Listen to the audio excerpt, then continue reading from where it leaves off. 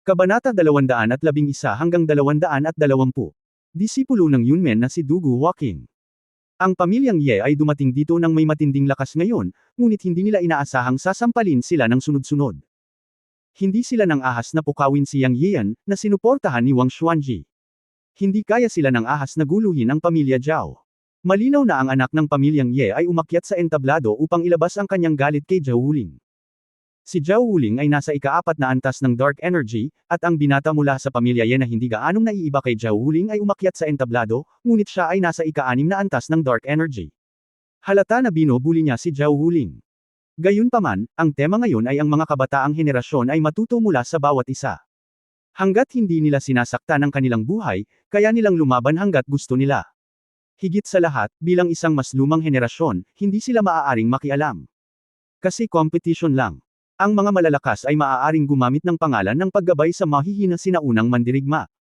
Nakita ni Yang Yian si Zhao Wuling na papalapit ang binata, at naging pangit ang mukha nito. Obviously, alam niyang aabuso siya ngayon. Ngunit walang paraan. Ang kanyang pamilyang Zhao ang host at ang unang umakyat sa entablado. Hindi siya matakot at umatras. Kahit na binugbog siya ni Yesoo, kailangan niyang aminin. Ngumiti si Yesoo at itinaas ang kanyang mga kamao kay Zhao Wuling sa martial arts arena. Brother Wuling, nasa stage si Yesoo para humingi ng payo. Napaawang ang bibig ni Zhao Wuling, at nagmura siya sa kanyang puso, tanungin mo ang iyong kapatid na babae, napakawalan Jemu, ikaw ay nasa ika-6 na antas ng Dark Power, ako ay nasa ika-4 na antas ng Dark Power, halatang nandito ka para abusuhin ako, at humihingi ka pa rin ng payo, tanungin mo ang iyong bayaw. Bagamat nagmura siya sa kanyang puso, ngumiti si Zhao Wuling at ikinumpas ang kanyang mga kamao bilang ganti, Brother Yesoo, mangyaring tanggapin ang iyong awa, ako ay nasa ika-4 na antas lamang, hindi ko maihahambing sa iyo, isang pang-6 na antas na master, may pagkakaiba ng 2 antas sa pagitan natin. Sinadya ni Zhao Wuling na magsalita ng mas malakas, para lang sabihin sa lahat ang agwat sa pagitan nila ni Yesoo, kahit nabugbugin siya ni Yesoo mamaya, hindi ito nakakahiya, dahil napakalaki ng agwat sa pagitan ng magkabilang panig, baka ma-label si Yesoo bilang bully. Napaawang ang bibig ni Yesoo, at ngumiti siya at sinabing, Wuling, huwag kang mag-alala, nag-sparring lang tayo. Ngunit pinipigilan niya ang kanyang hininga sa kanyang puso, iniisip na bugbugin si Zhao Wuling at bigyan ng pahinga ang pamilya Ye, ngayon ay talagang labis na naagrabyado. Ngumisi si Zhao Wuling, pagkatapos ay hindi mo naiintindihan ang kanyang intensyon.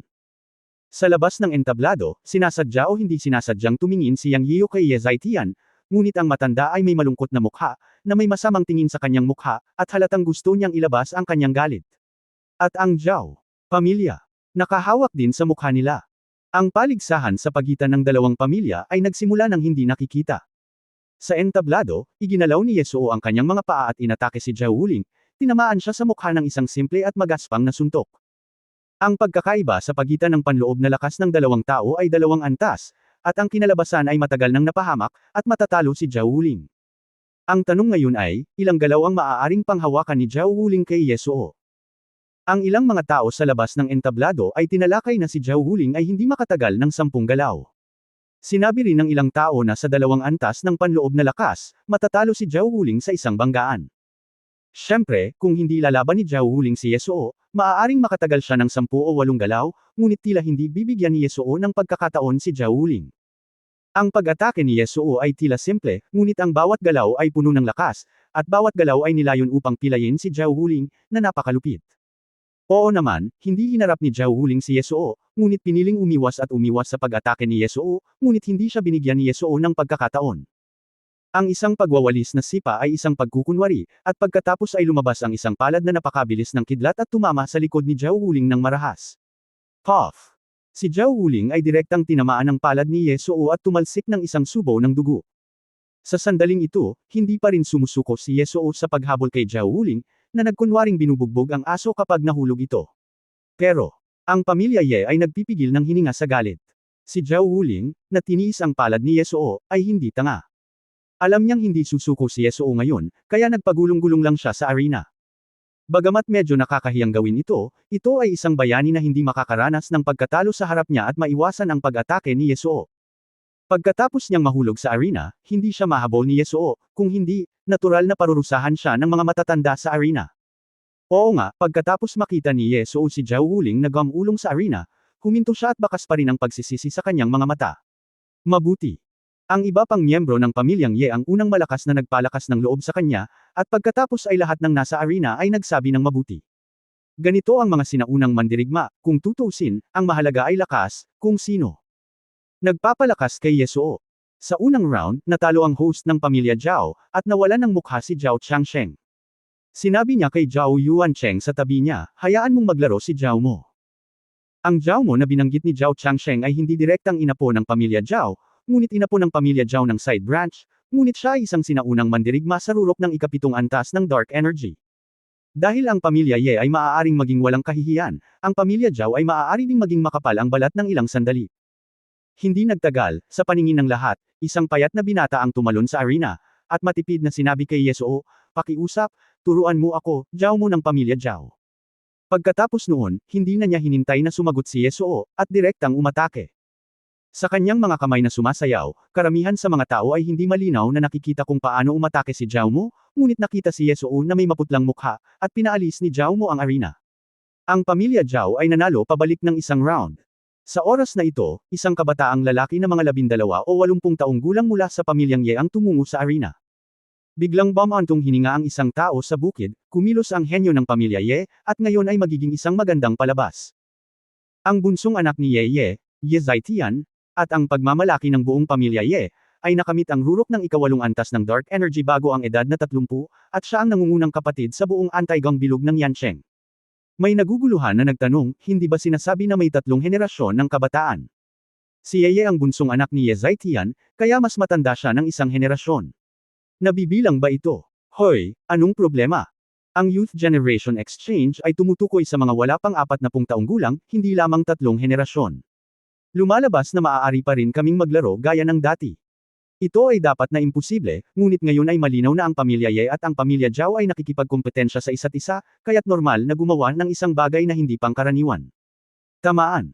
Sa panahon ng talakayan, inatake ni Ye si Zhao Mo, at ito ay isa pang sparring match ng walang suspense. Si Zhao Mo ay nasa tuktok ng ikapitong antas ng Dark Energy, at si Ye ay nasa tuktok ng ikawalong antas ng Dark Energy. Masyadong malaki ang pagkakaiba. Kung mas napabuti ang panloob na lakas ng mga sinaunang mandirigma, mas malaki ang pagkakaiba sa lakas. Kaya sa pagitan ni Ye at Zhao Mo, hindi nakakagulat na si Zhao Mo ay pinatalsik ni Ye mula sa yugto ng kompetisyon at nabali ang kanyang braso. Sa sandaling ito, tumingin si Ye sa paligid ng entablado na may saloobin na nakatingin sa mga tao.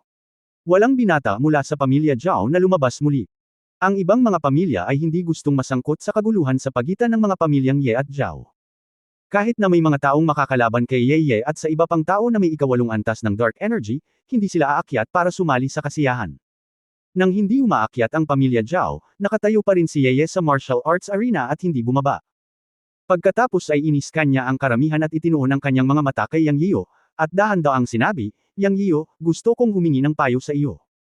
Habang nagsasalita, naikuyong ni Ye ang kanyang mga kamao kay Yang Yiyo, ang kanyang mga mata ay puno ng provokasyon. Kahit na si Yang Yiyo ay may suporta kay Wang Xuanji, ngayon ito ay sa pangalan ng isang martial arts competition, at hindi siya nang ahas na patayin si Yang Yiyo on the spot, ngunit sa pangalan ng isang martial arts competition, okay pa rin na ilabas muna ang kanyang galit. At gaano man kalakas si Wang Xuanji, hindi siya makagalaw, kung hindi ay magiging duwag si Yang Yiyo at mawawala ng mukha anuman ang mangyari. Sa sandaling ito, ang mga miyembro ng pamilyang Ye ay may ngiti sa kanilang mga mukha.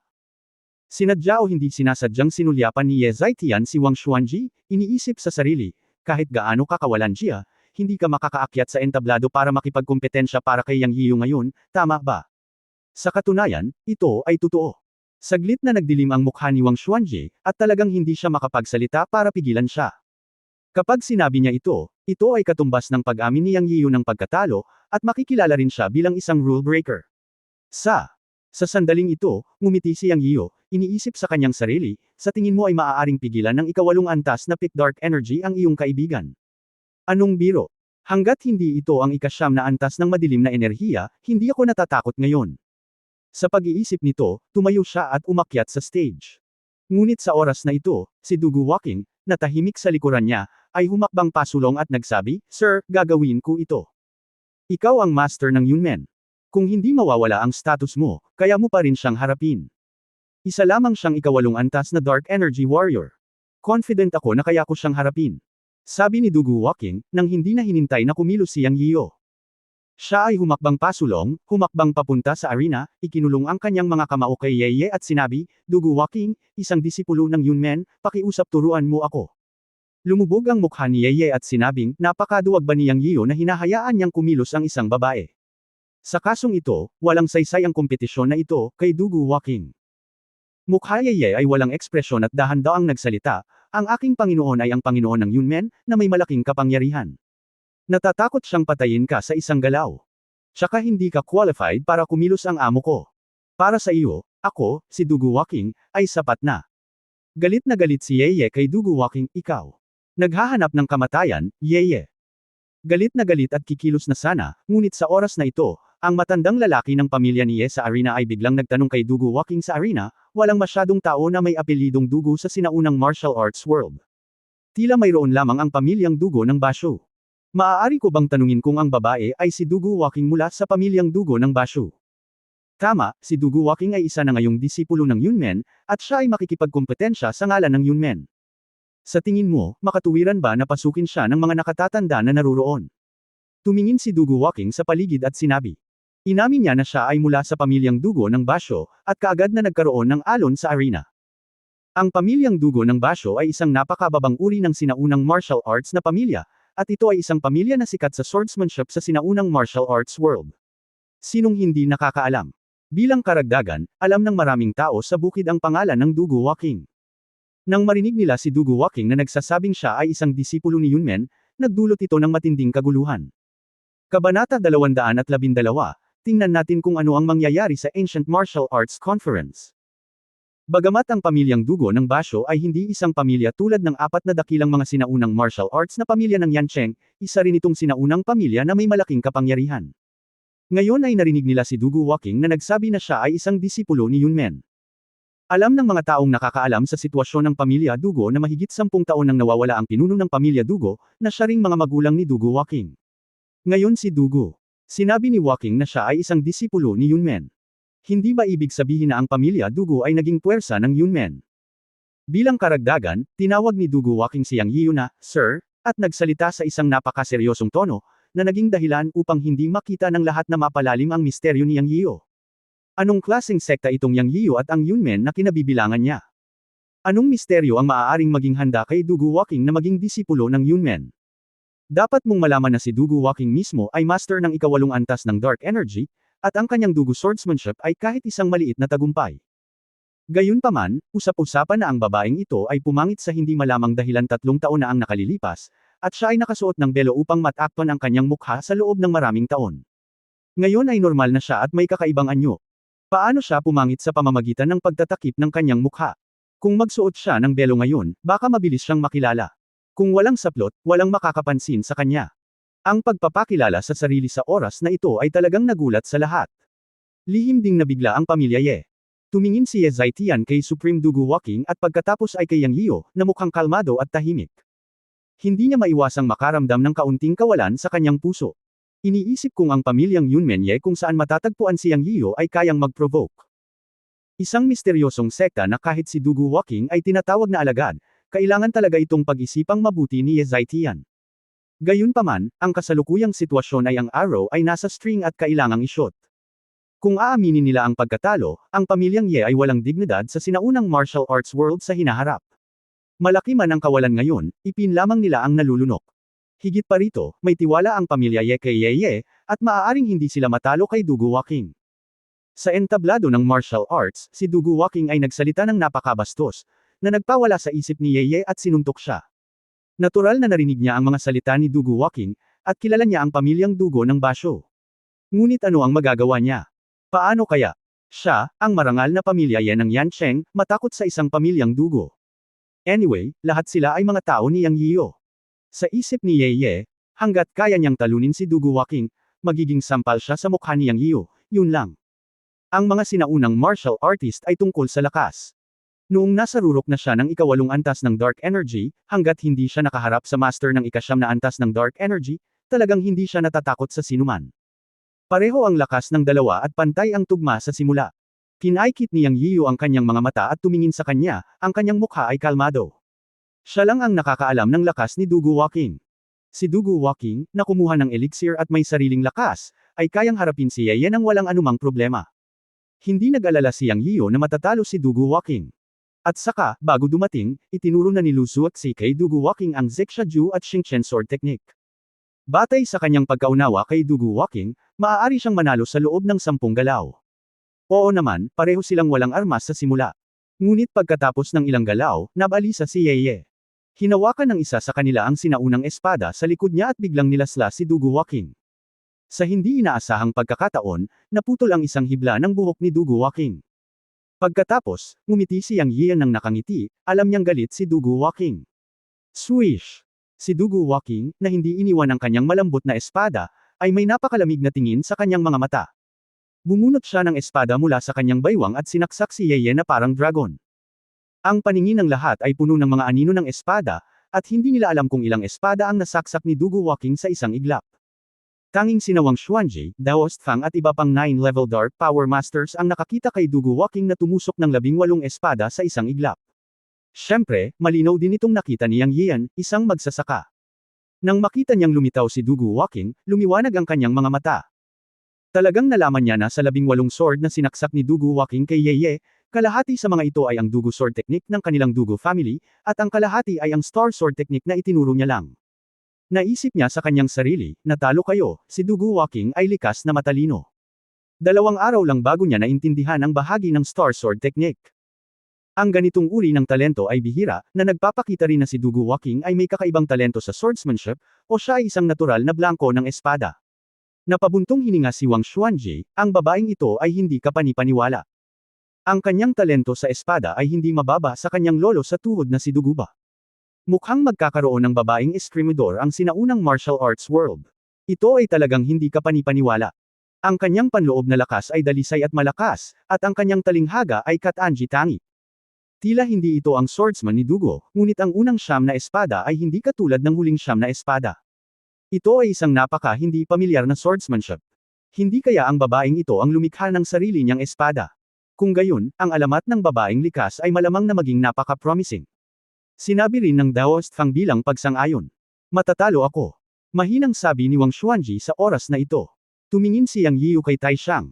Oo naman, natalo si Ye ng 18 espada ni Dugu Walking, at tinusok ng espada ni Dugu Walking sa balikat. Sinipa niya ang arena gamit ang lumilipad na paa. Pagkatapos, sa mata ng lahat, tumalon si Dugu Walking at bumalik kay Yang Yiu. Kalmado ang mukha niya. Sa oras na ito, si Zhao Wuling ang pinakamasaya. Siya at ilang iba pang miyembro ng pamilya Zhao ay tumugon at sumigaw, "Good!" At pagkatapos ay pinangunahan ng palakpakan, na parang natalo niya ang pamilyang Ye. Sa pangunguna ni Zhao Wuling, lahat ng nasa field ay tumugon at nagpalakpakan, na nagyaya kay Dugu Walking. Ang mga miyembro ng pamilyang Ye ay namutla sa palakpakan. Sa huling round ngayon, mas lubusan silang natalo. Sa oras na ito, isang tao mula sa pamilya Zhao ang nagtanong kung mayroon pang kompetisyon. Walang tumugon, at pagkatapos ay ibinalik ng pamilyang Zhao ang regalo, na nagbibigay sa bawat taong dumating at ng natatanging mapagkukunang kontrolado ng pamilya Zhao, 100 taong gulang na ligaw na ginseng. Lihim na nagulat si Yang Yiu. Malaking bagay ito. Bagaman ito ay 100 taong gulang na ligaw na ginseng, mayroong halos 1 milyong bisita ang dumating ngayon, at lahat sila ay mga sinaunang martial artist.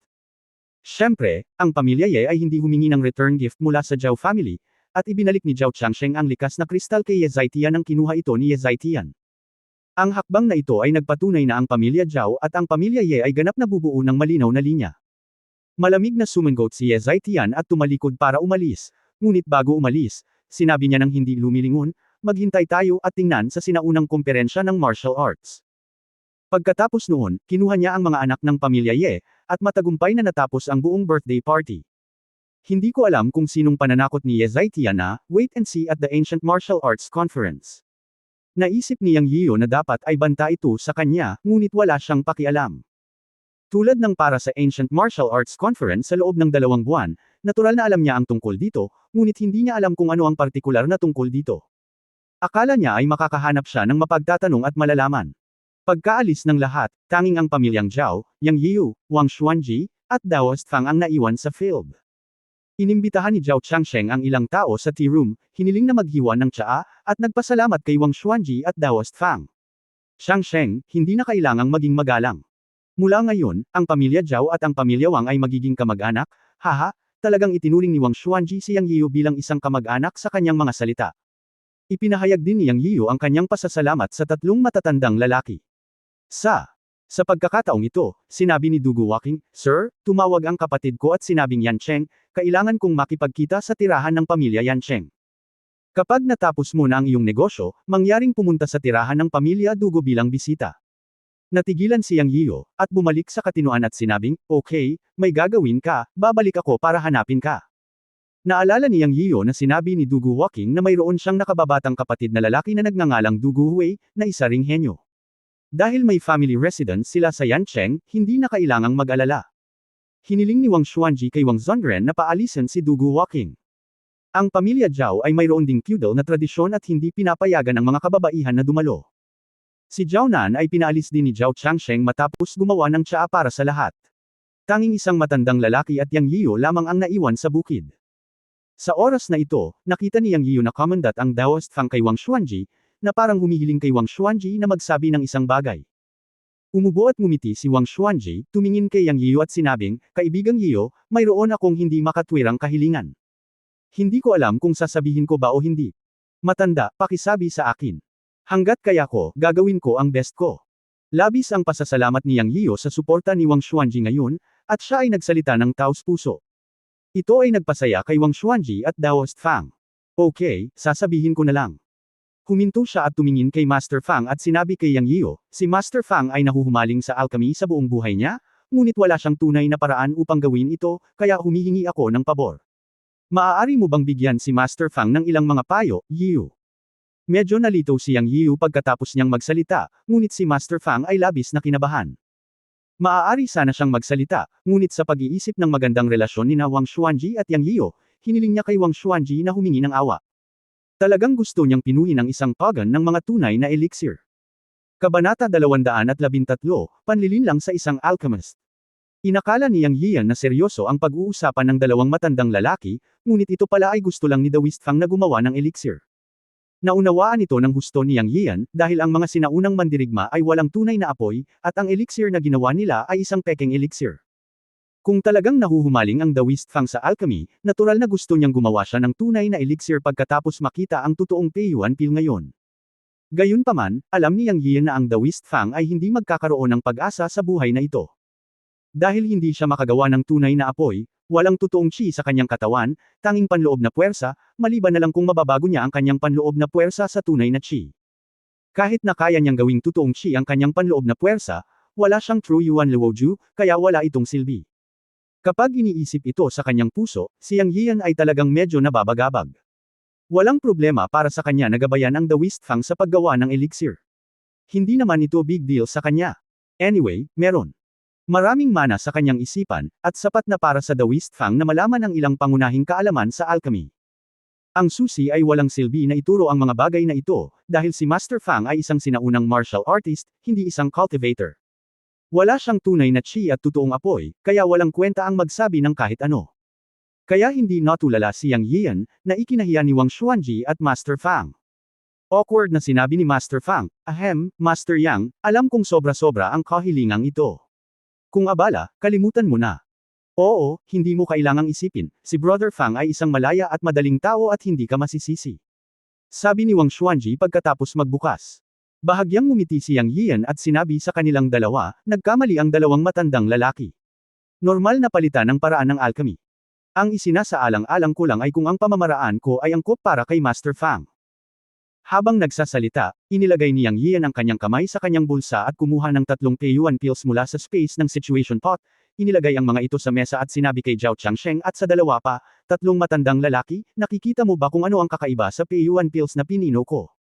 Hindi pinansin ng 3 ang mga salita ni Yang Yiyan, ngunit tinitigan ng 3 Peiyuan pills na inilagay ni Yang Yiyan sa mesa ng may dilat na mga mata. Kung nag-alinlangan sila noon kung ang mga table tasks ay ginawa ni Yang Yiyu, wala na silang pagdududa ngayon. Kasama ang regalo sa kaarawan para kay Zhao Changsheng, uminom si Yang Yiyu ng 4 na Peiyuan pills. Hindi siya isang alchemist, paano siya magkakaroon ng napakaraming mahahalagang table tasks? Ito ay isang tableta na may mas mataas na grado kaysa sa Wudang Xiao Peiyuan pill. Naglabas pa si Yang Yiyu ng 3. Nakaka-excite talaga yung 3 matandang lalaki. Nang ibalik ng Daoist Fang ang regalo sa kaarawan kay Zhao Changsheng, nagulat siya.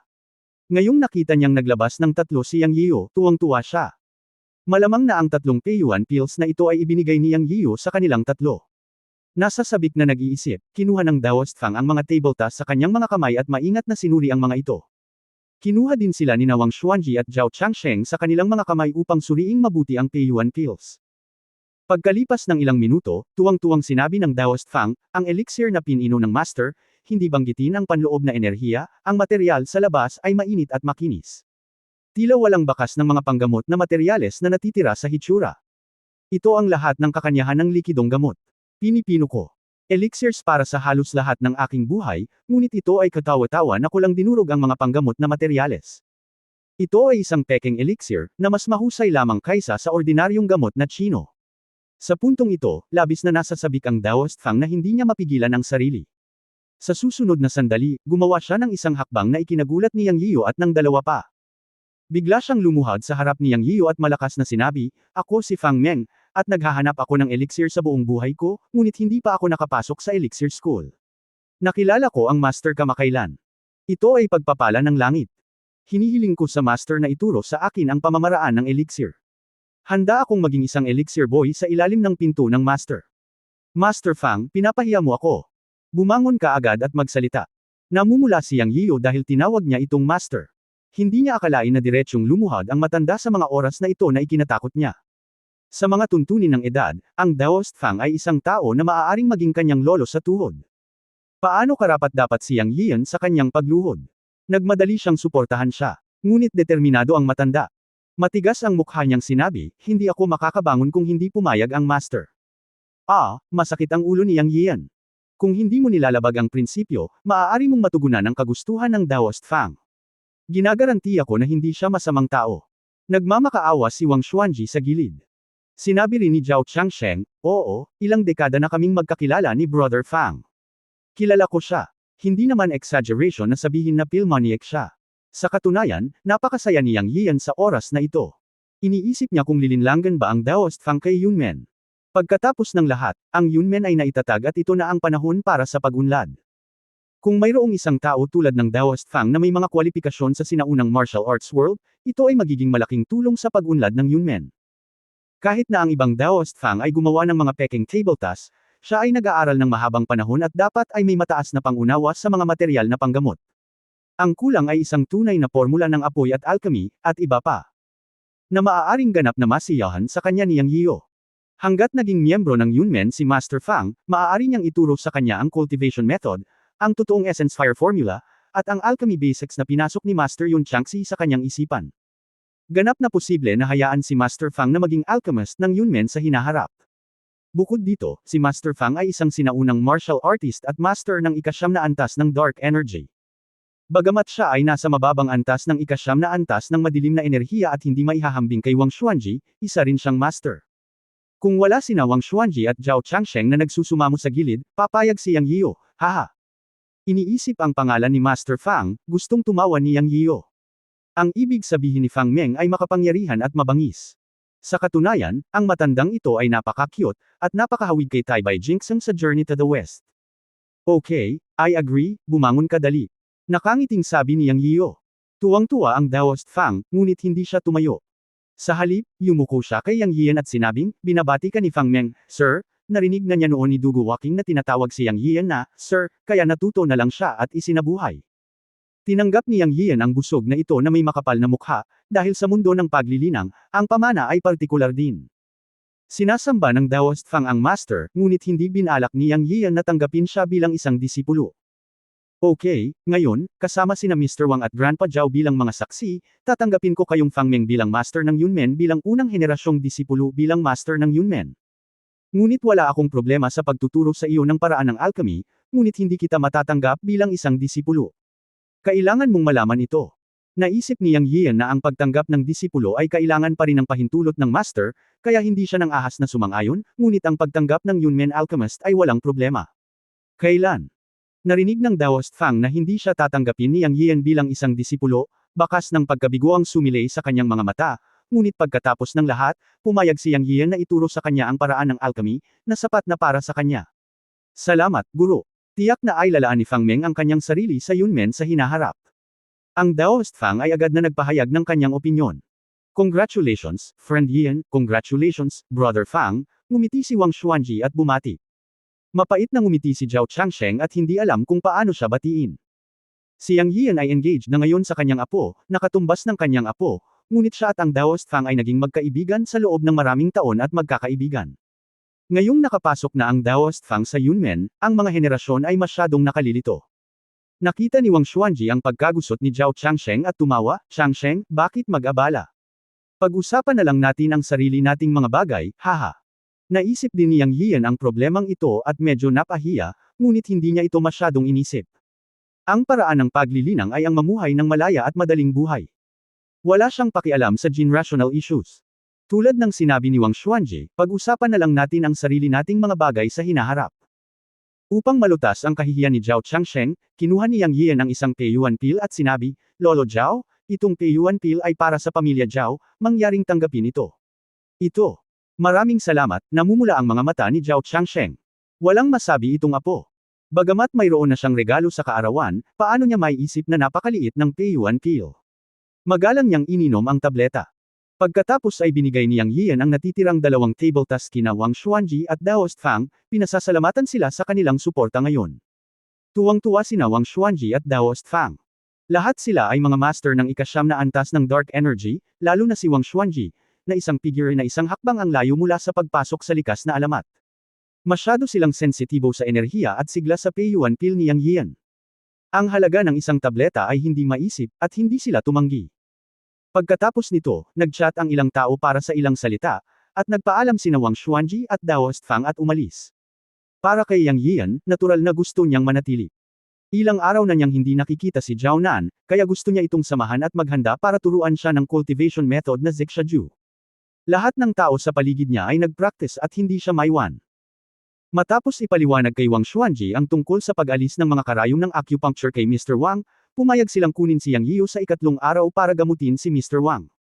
Matapos paalisan ang dalawa, ngumiti si Zhao Changsheng at tinawag si Zhao Nan para ihatid si Yang Yiu sa ibaba para magpahinga. Napakalaki ng patio ng pamilya Zhao at walang kakulangan sa mga silid. Pagkatapos sundan si Zhao Nan sa silid, ngumiti si Yang Yiu at inisip siya at sinuntok siya. Kabanata 214 na espiritual na root records. Sa silid, matapang na niyakap ni Yang Yan si Zhao Nan at bumulong sa kanyang tainga, asawa. Ilang asawa mo? Ito ang tanong ni Zhao Nan out of the blue. Halos mabulunan si Yang Yan. Hindi niya inaasahan na sasabihin ito ni Zhao Nan. Pagkatapos ay naisip niya ito at nalaman niyang si Dugu Walking ang tinutukoy nito. Tama, sinabi niya, kailan mo nakilala ang kagandahan ng yelo ngayon? Na-misunderstood mo talaga. Si Dugu Walking ang pasyente ko noong una. Nang maglaon, itinatag ko si Yunmen alinsunod sa kalooban ng aking Panginoon, at siya ay naging isang alagad ng Yunmen. Wala talagang namamagitan sa kanya at sa akin. Medyo hindi mapalagay si Yang Yan. Akala niya ay magkakaroon ng ganoong araw, ngunit hindi niya inaasahan na magiging ganoon kabilis. Nagsimulang magtanong si Zhao Nan.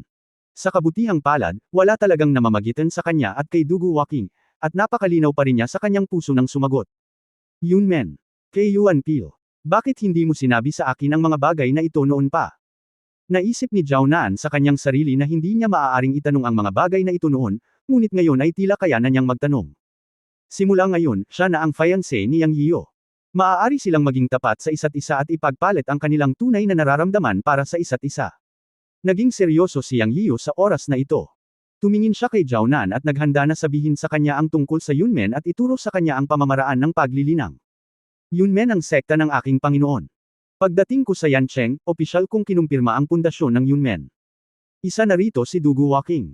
Ang Peiyuan pill ay isa ring tableta na ginawa ko ng mag-isa.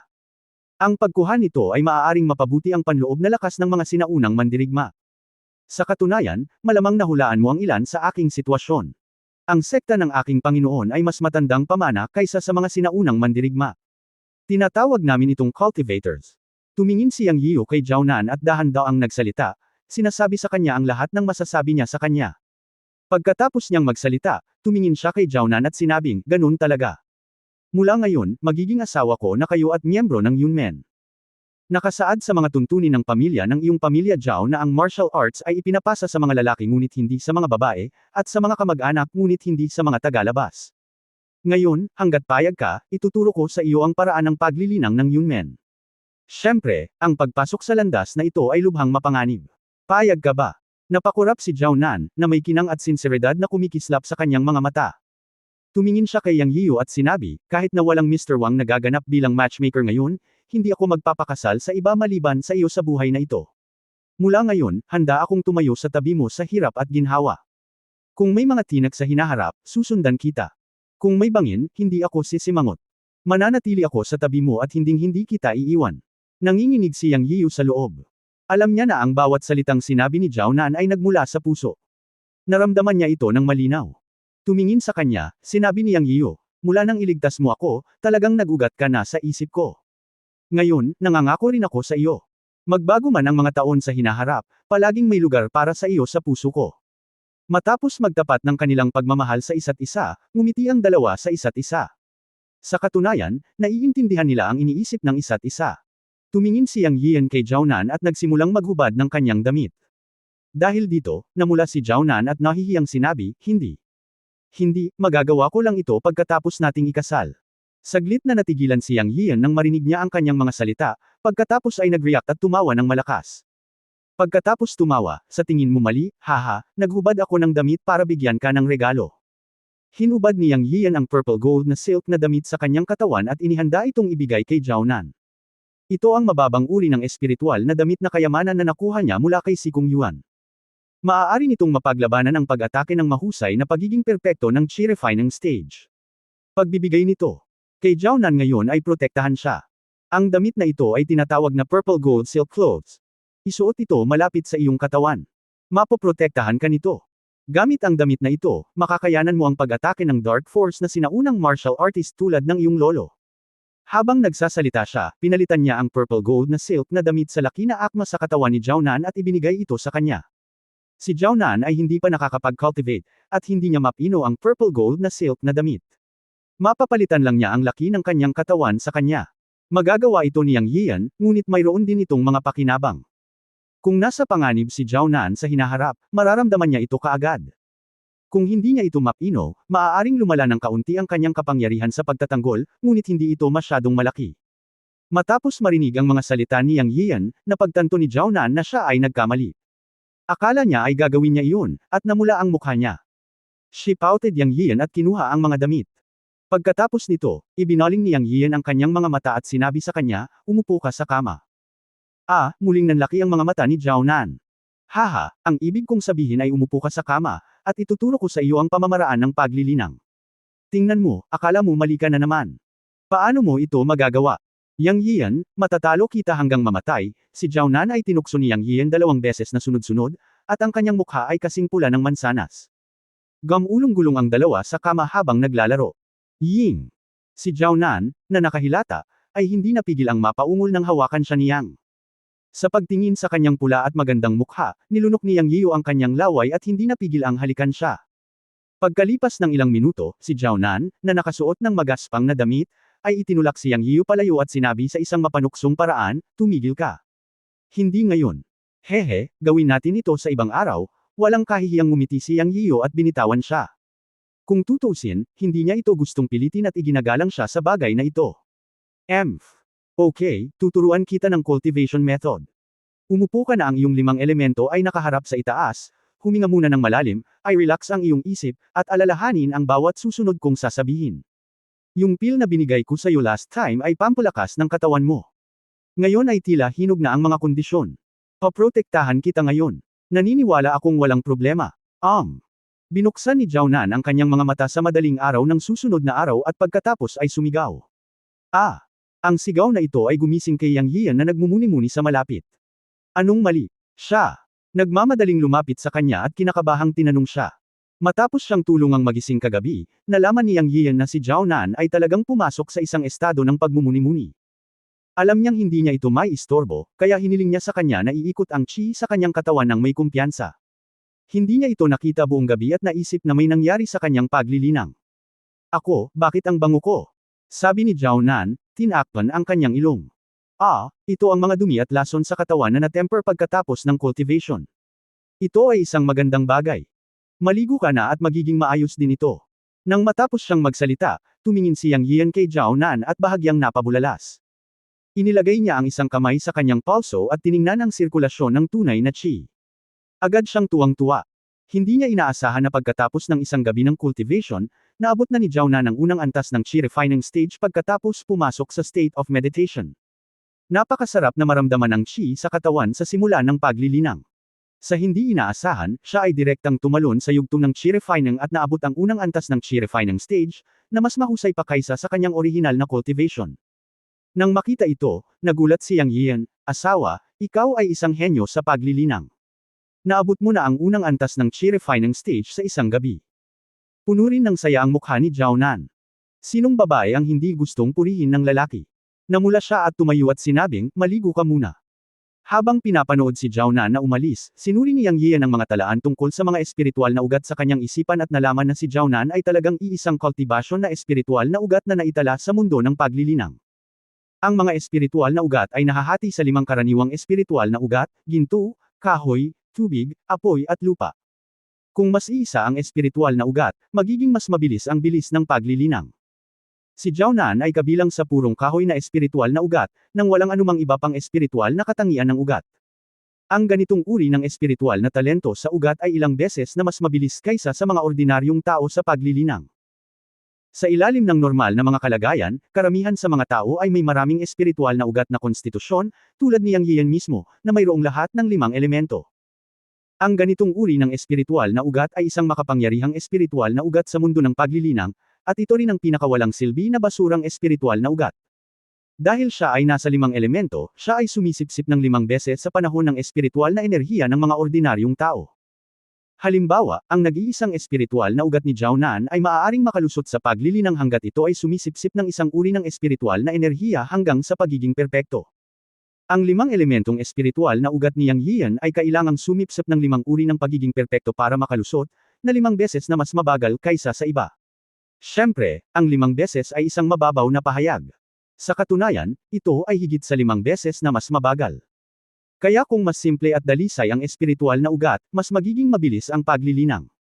Ngunit mayroon ding kalamangan para sa 5 elementong espiritual na ugat ni Yang Yian. Sa sandaling makalusot siya, hindi na siya magagapi sa parehong kaharian.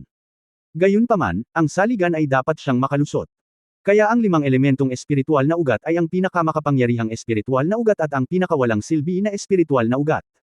Matapos basahin ang mga talaan ng espiritual na ugat, nanlumo si Yang Yian.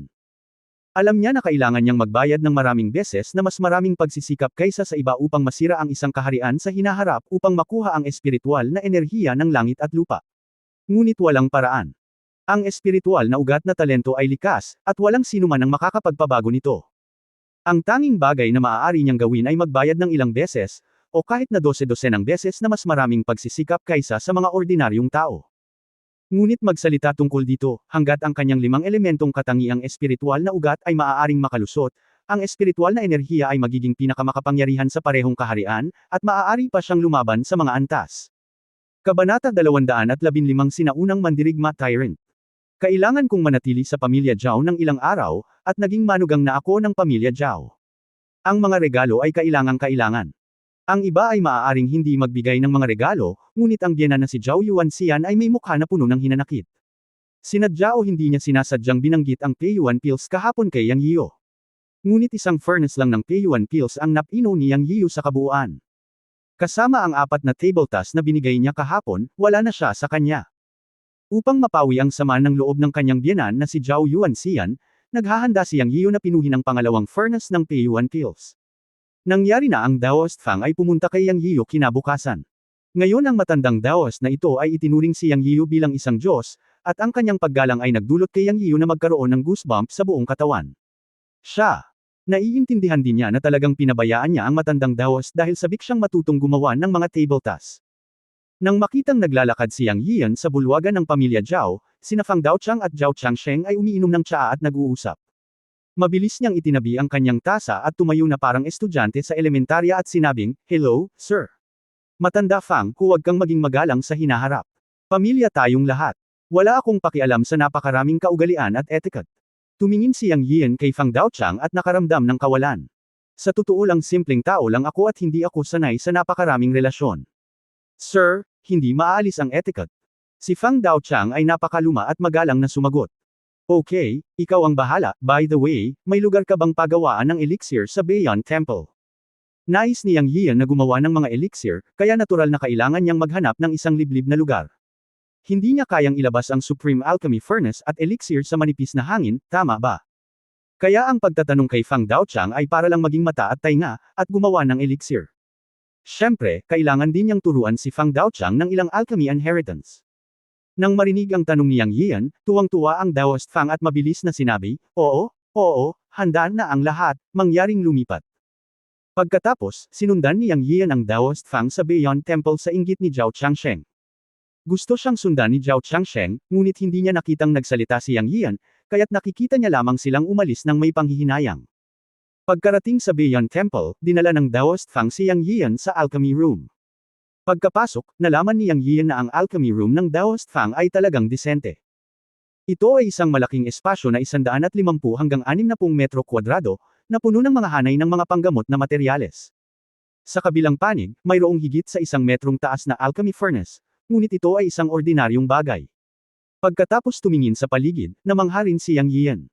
Ang mga panggamot na materyales sa alchemy room na ito lamang ay nagkakahalaga ng maraming pera.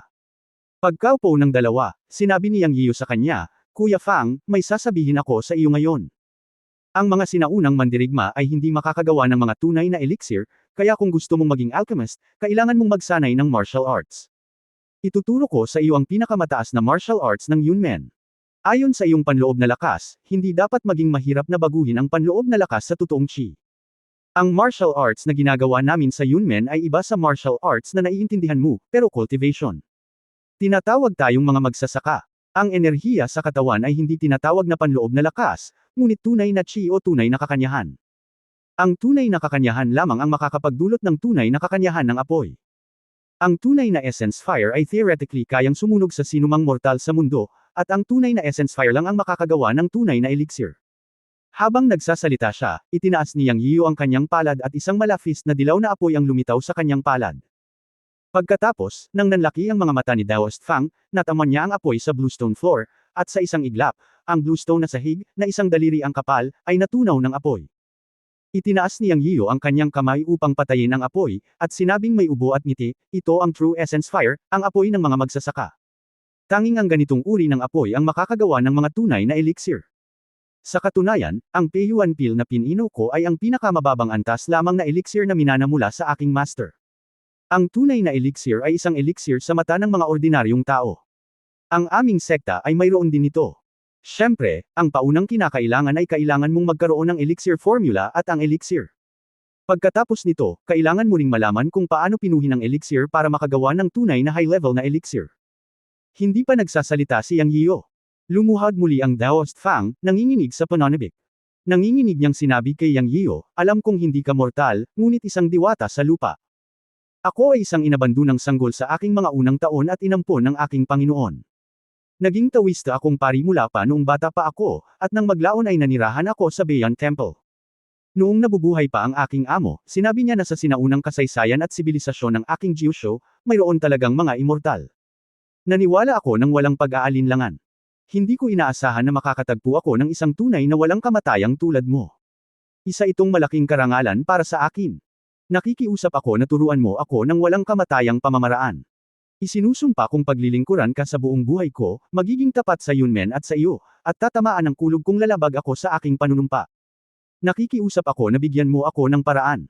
Tumingin si Yang Yiu kay Daoist Fang, na natigilan sa sinabi niya. Hindi niya inaasahan na sobrang excited ang matandang Daoist. Ang pagpapakita sa kanya ng tunay na essence fire ay para lamang bigyan siya ng psychological na paghahanda at pag-unawa. Wala na siyang ibang inisip, ngunit bilang kapalit ay nakuha niya ang katapatan ng matandang Daoist. Mabuti ito, at makatitiyak siyang maipapasa sa kanya ang mana ng alchemy. Matandang Fang, mangyaring tumayo. Pataas. Ipinakita ko sa iyo ang true essence fire para lang mabigyan ka ng psychological understanding. Pumunta ako sa iyo ngayon upang makahanap ng pagkakataong magturo sa iyo ng paraan ng alchemy. Huwag lumuhad sa bawat pagliko sa hinaharap.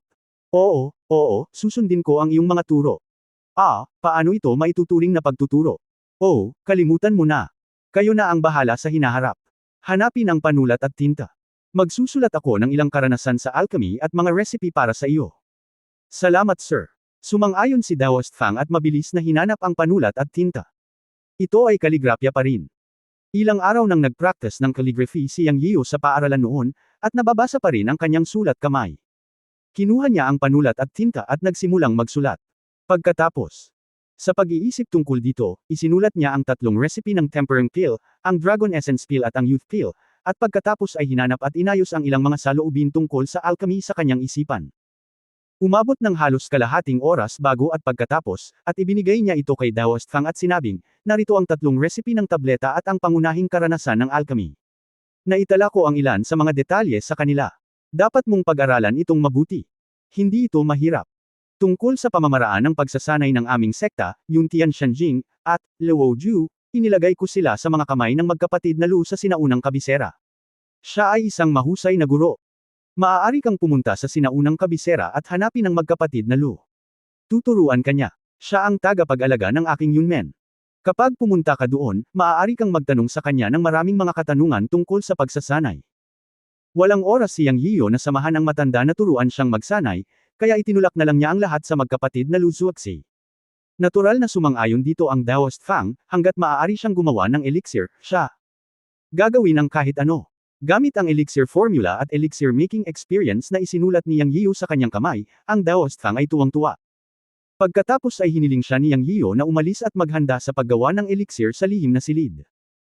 Gayunpaman, bago umalis ang Daoist na si Fang, sinabi pa rin ni Yang Yiu sa kanya, "Old Fang, tandaan, ang elixir formula ay hindi dapat ipasa sa iba, kung hindi ay magdudulot ito ng walang katapusang problema sa ating Yunmen.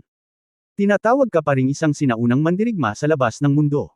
Hindi ka dapat magpasa ng anumang salita tungkol sa paglilinang at sa aking Yunmen nang walang pahintulot ko, kung hindi, ang mga tuntunin ng sekta ay magiging walang awa."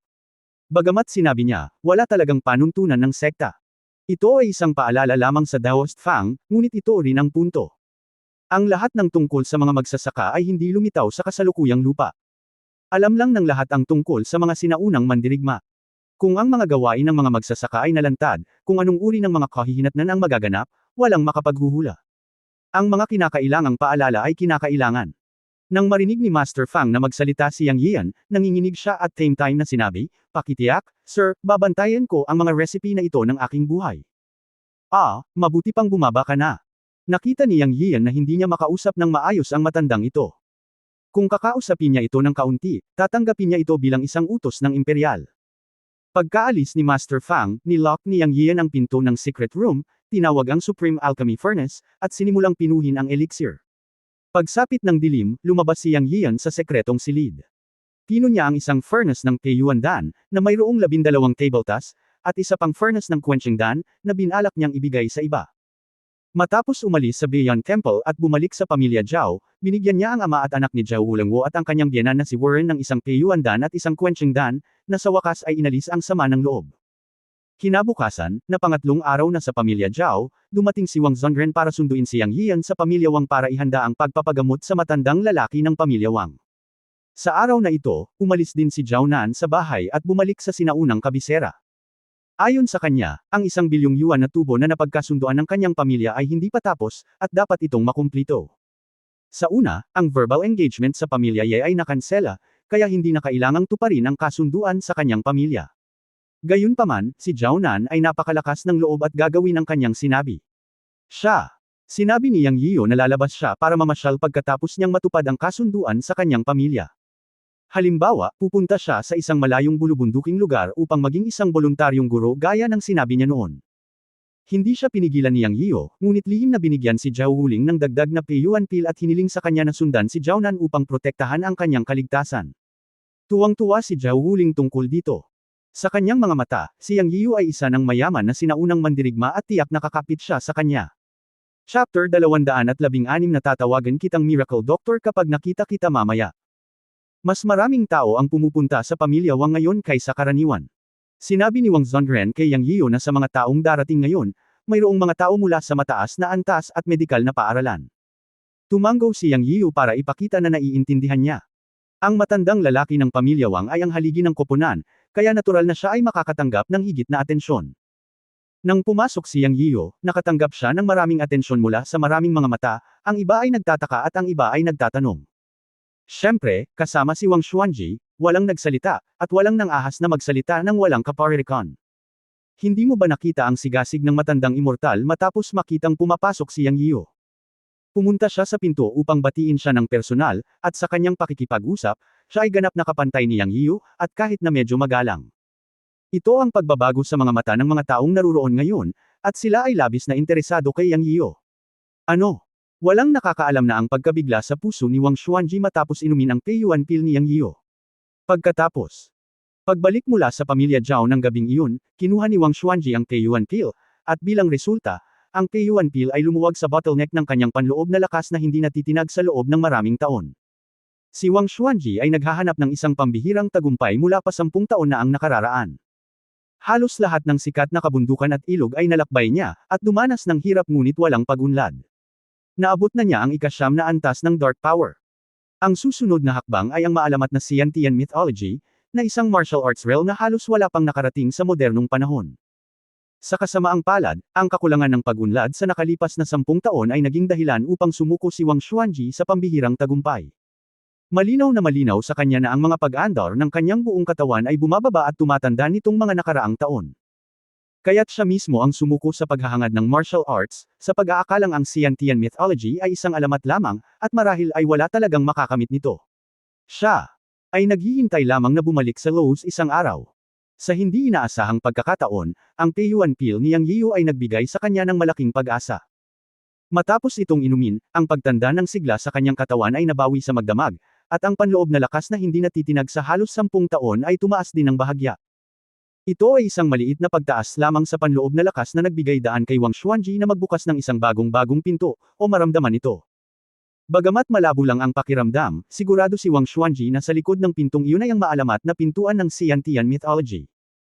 Ang pagbawi ng sigla sa kanyang katawan ay nagbigay sa kanya ng sapat na kumpiyansa na makakamit niya ang likas na alamat balang araw.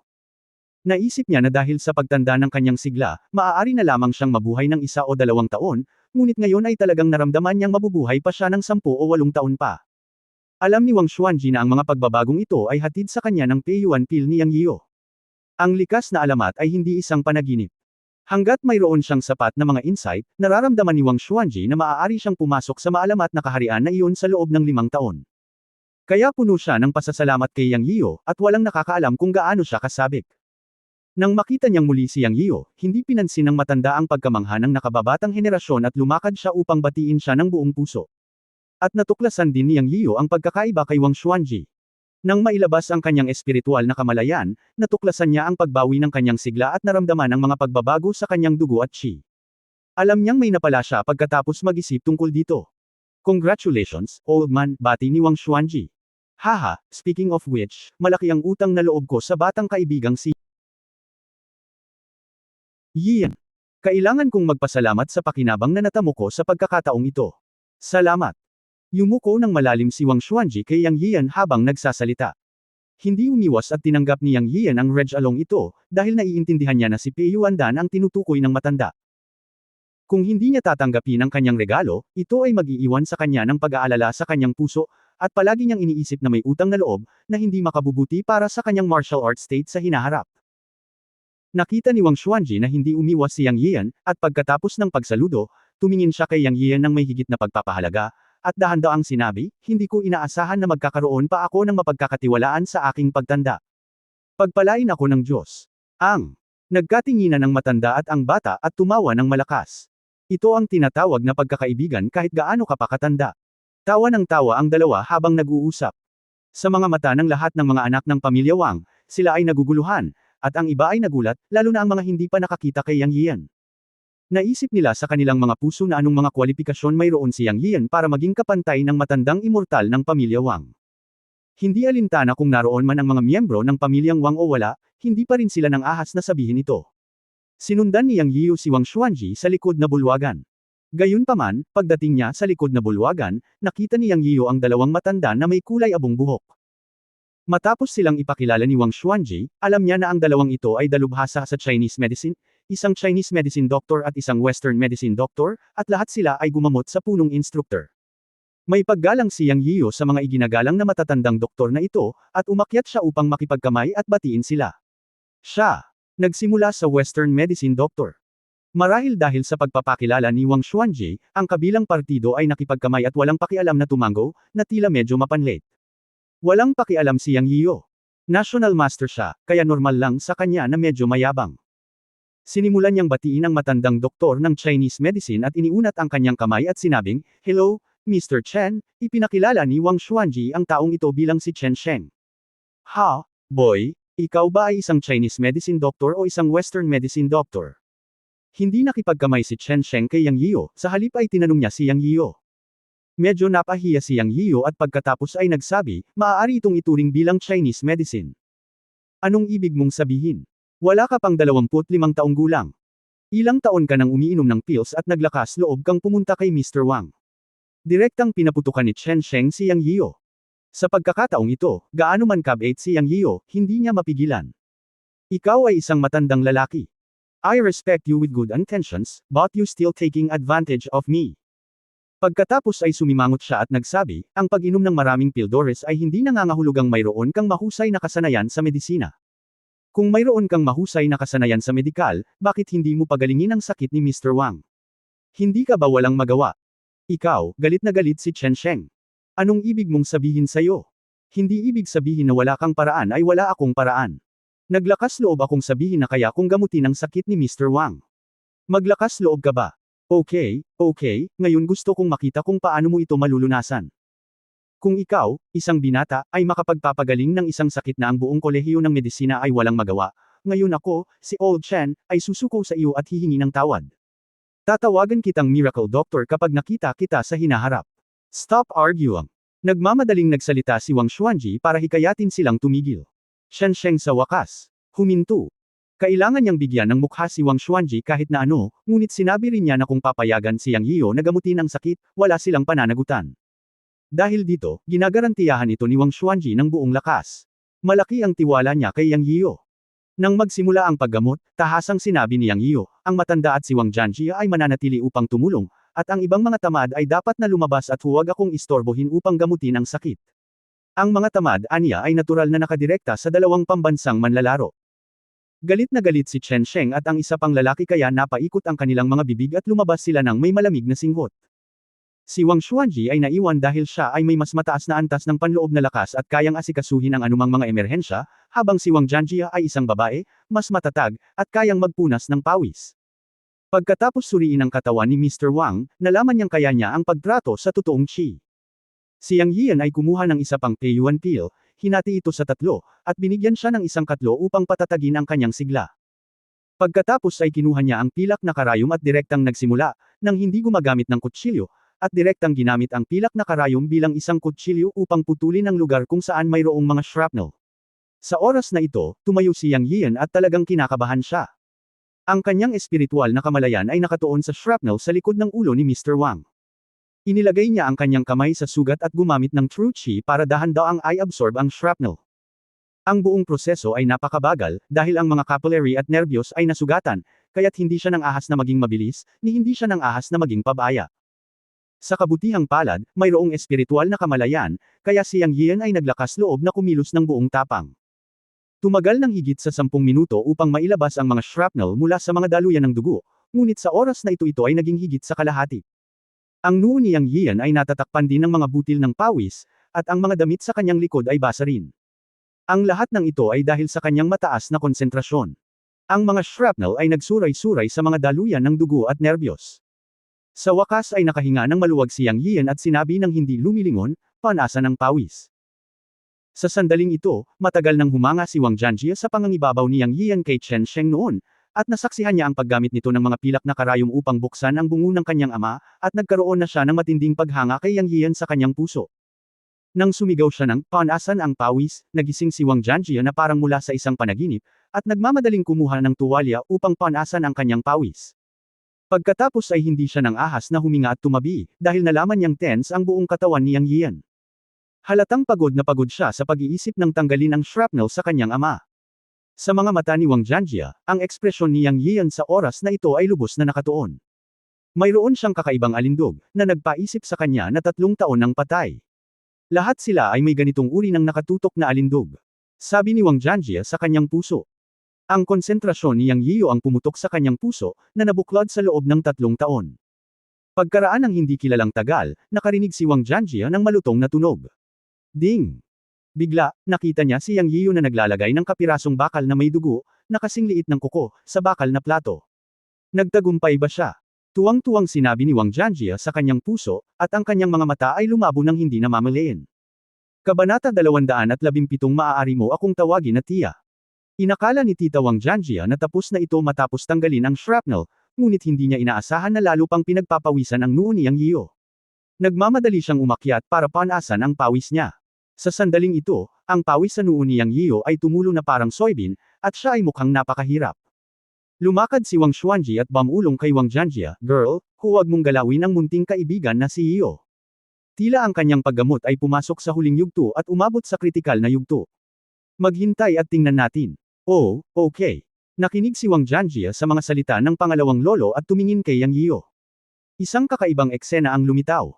Sa kanyang mga mata, ang mga butil ng puting gas na lumalabas sa ulo ni Yang Yiyo ay napaka-magical, tulad ng mga martial arts master sa pelikula na gumagamit ng panloob na puwersa upang pagalingin ang mga tao. Ano? Hindi niya alam na ganito pa rin ang sitwasyon ni Yang Yiyo. Nang ilabas ni Yang Yiyo ang shrapnel mula sa likod ng ulo ni Mr. Wang, naisip niya na ito ay maayos. Nakahinga na lang siya ng maluwag, ngunit hindi niya inaasahan na magkakaroon ng malaking problema sa kanyang espiritual na kamalayan. Ang 3 mga capillary ay pinigilan ng shrapnel ng masyadong mahaba. Nang mailabas ang shrapnel, ang sirkulasyon ng dugo ay naging sanhi ng pagkawasak ng mga daluyan ng dugo. Kung isa lang, ayos lang. Ang susi ay ang lahat ng 3 mga daluyan ng dugo ay may mga bitek. Nagulat si Yang Yiyan. Kung ang dugo ay umagos, ito ay masama. Sa oras na ito, magagamit lamang niya ang lahat ng kanyang lakas para ayusin ito. Sa kanyang espiritual na kamalayan, nalaman din niya na nagbago ang sigla ni Mr. Wang. Ang lahat ng ito ay sanhi ng pagkalagot ng mga daluyan ng dugo. Walang pakialam si Yang Yiyan. Mabilis niyang inilagay ang natitirang 2 Peyuan pills sa bibig ni Mr. Wang, inilagay ang isang kamay sa kanyang likod at ginamit ang totoong chi upang gabayan ang malakas na sigla ng pagsugpo sa Peyuan pills. Ang kabilang kamay naman ay inilagay sa sugat para ayusin ang 3 nasirang daluyan ng dugo. At ang kanyang isip ay naghahanap pa rin ng mga medikal na libro, naghahanap ng isang mas angkop na paraan upang ayusin ang mga daluyan ng dugo. Gumagamit siya ng totoong chi para ayusin ito ngayon, at imposibleng maayos ang 3 daluyan ng dugo ng sabay.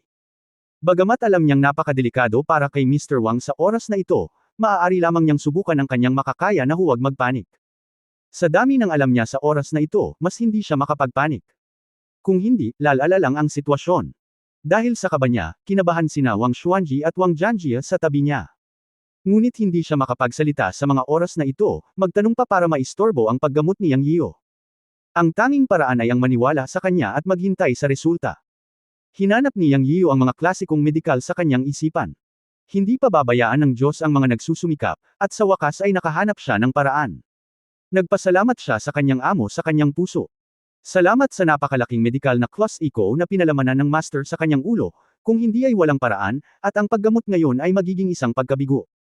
Sa katunayan, ang pamamaraan ay napakasimple, iyon ay, upang kontrolin ito sa kapangyarihan ng espiritual na kamalayan. Hanggat ang espiritual na kamalayan ay ginagamit upang kontrolin ang mga daluyan ng dugo, ang espiritual na kamalayan ay maaaring gamitin upang ikulong ang daloy ng dugo, na maaaring bumili sa kanya ng oras, at pagkatapos ay ayusin ang mga daluyan ng dugo isa-isa, walang magiging problema. Alam na niya ang kakayahang kontrolin ang mga bagay na may espiritual na kamalayan sa loob ng mahabang panahon, ngunit hindi niya kailanman naisip na maaari itong magamit upang gamutin ang mga pinsala. Ang pamamaraang ito ay nagbukas din ng pinto sa gamot para sa kanya. Masasabing sa hinaharap, sa pamamaraang ito, maaari siyang magsagawa ng anumang operasyon, at ito ay walang panganib. Agad na itinuon ni Yang Yiyo ang espiritual na kamalayan sa 2 sa mga daluyan ng dugo. The next moment, talagang nagtagumpay. Ang mga nasirang daluyan ng dugo ay dumudugo, ngunit sila ay kontrolado ng kapangyarihan ng espiritual na kamalayan at tumigil. Ito ay nagpasaya kay Yang Yiyan. Sa wakas, maaari niyang pabilisin at ayusin ang mga daluyan ng dugo. Tumagal ng 3 minuto upang ayusin ang unang daluyan ng dugo. Ito ang kanyang natatanging purong true chi, isang alamat na kanyang nilikha. Naging matagumpay siya sa pag-aayos ng anumang sugat gamit ang totoong chi. Pagkatapos ay sinimulan niyang ayusin ang pangalawa. Wala pang 10 minuto, naayos na ang tatlong nasirang daluyan ng dugo. Sa wakas, walang panganib sa kanyang buhay. Pagkatapos nito, gumamit siya ng totoong chi upang matuno ang stasis ng dugo at ayusin ang mga panlabas na sugat. Ang buong paggamot ay nakumpleto nang walang anumang panganib. Sa oras na ito, ang Peyuan pill na ininom ni Mr. Wang ay nagkaroon ng malaking pagbabago. Mabilis na inaayos ng sigla ang iba't ibang function ng kanyang katawan. Sadyang napakalakas nito kaya medyo sobra ang pakiramdam.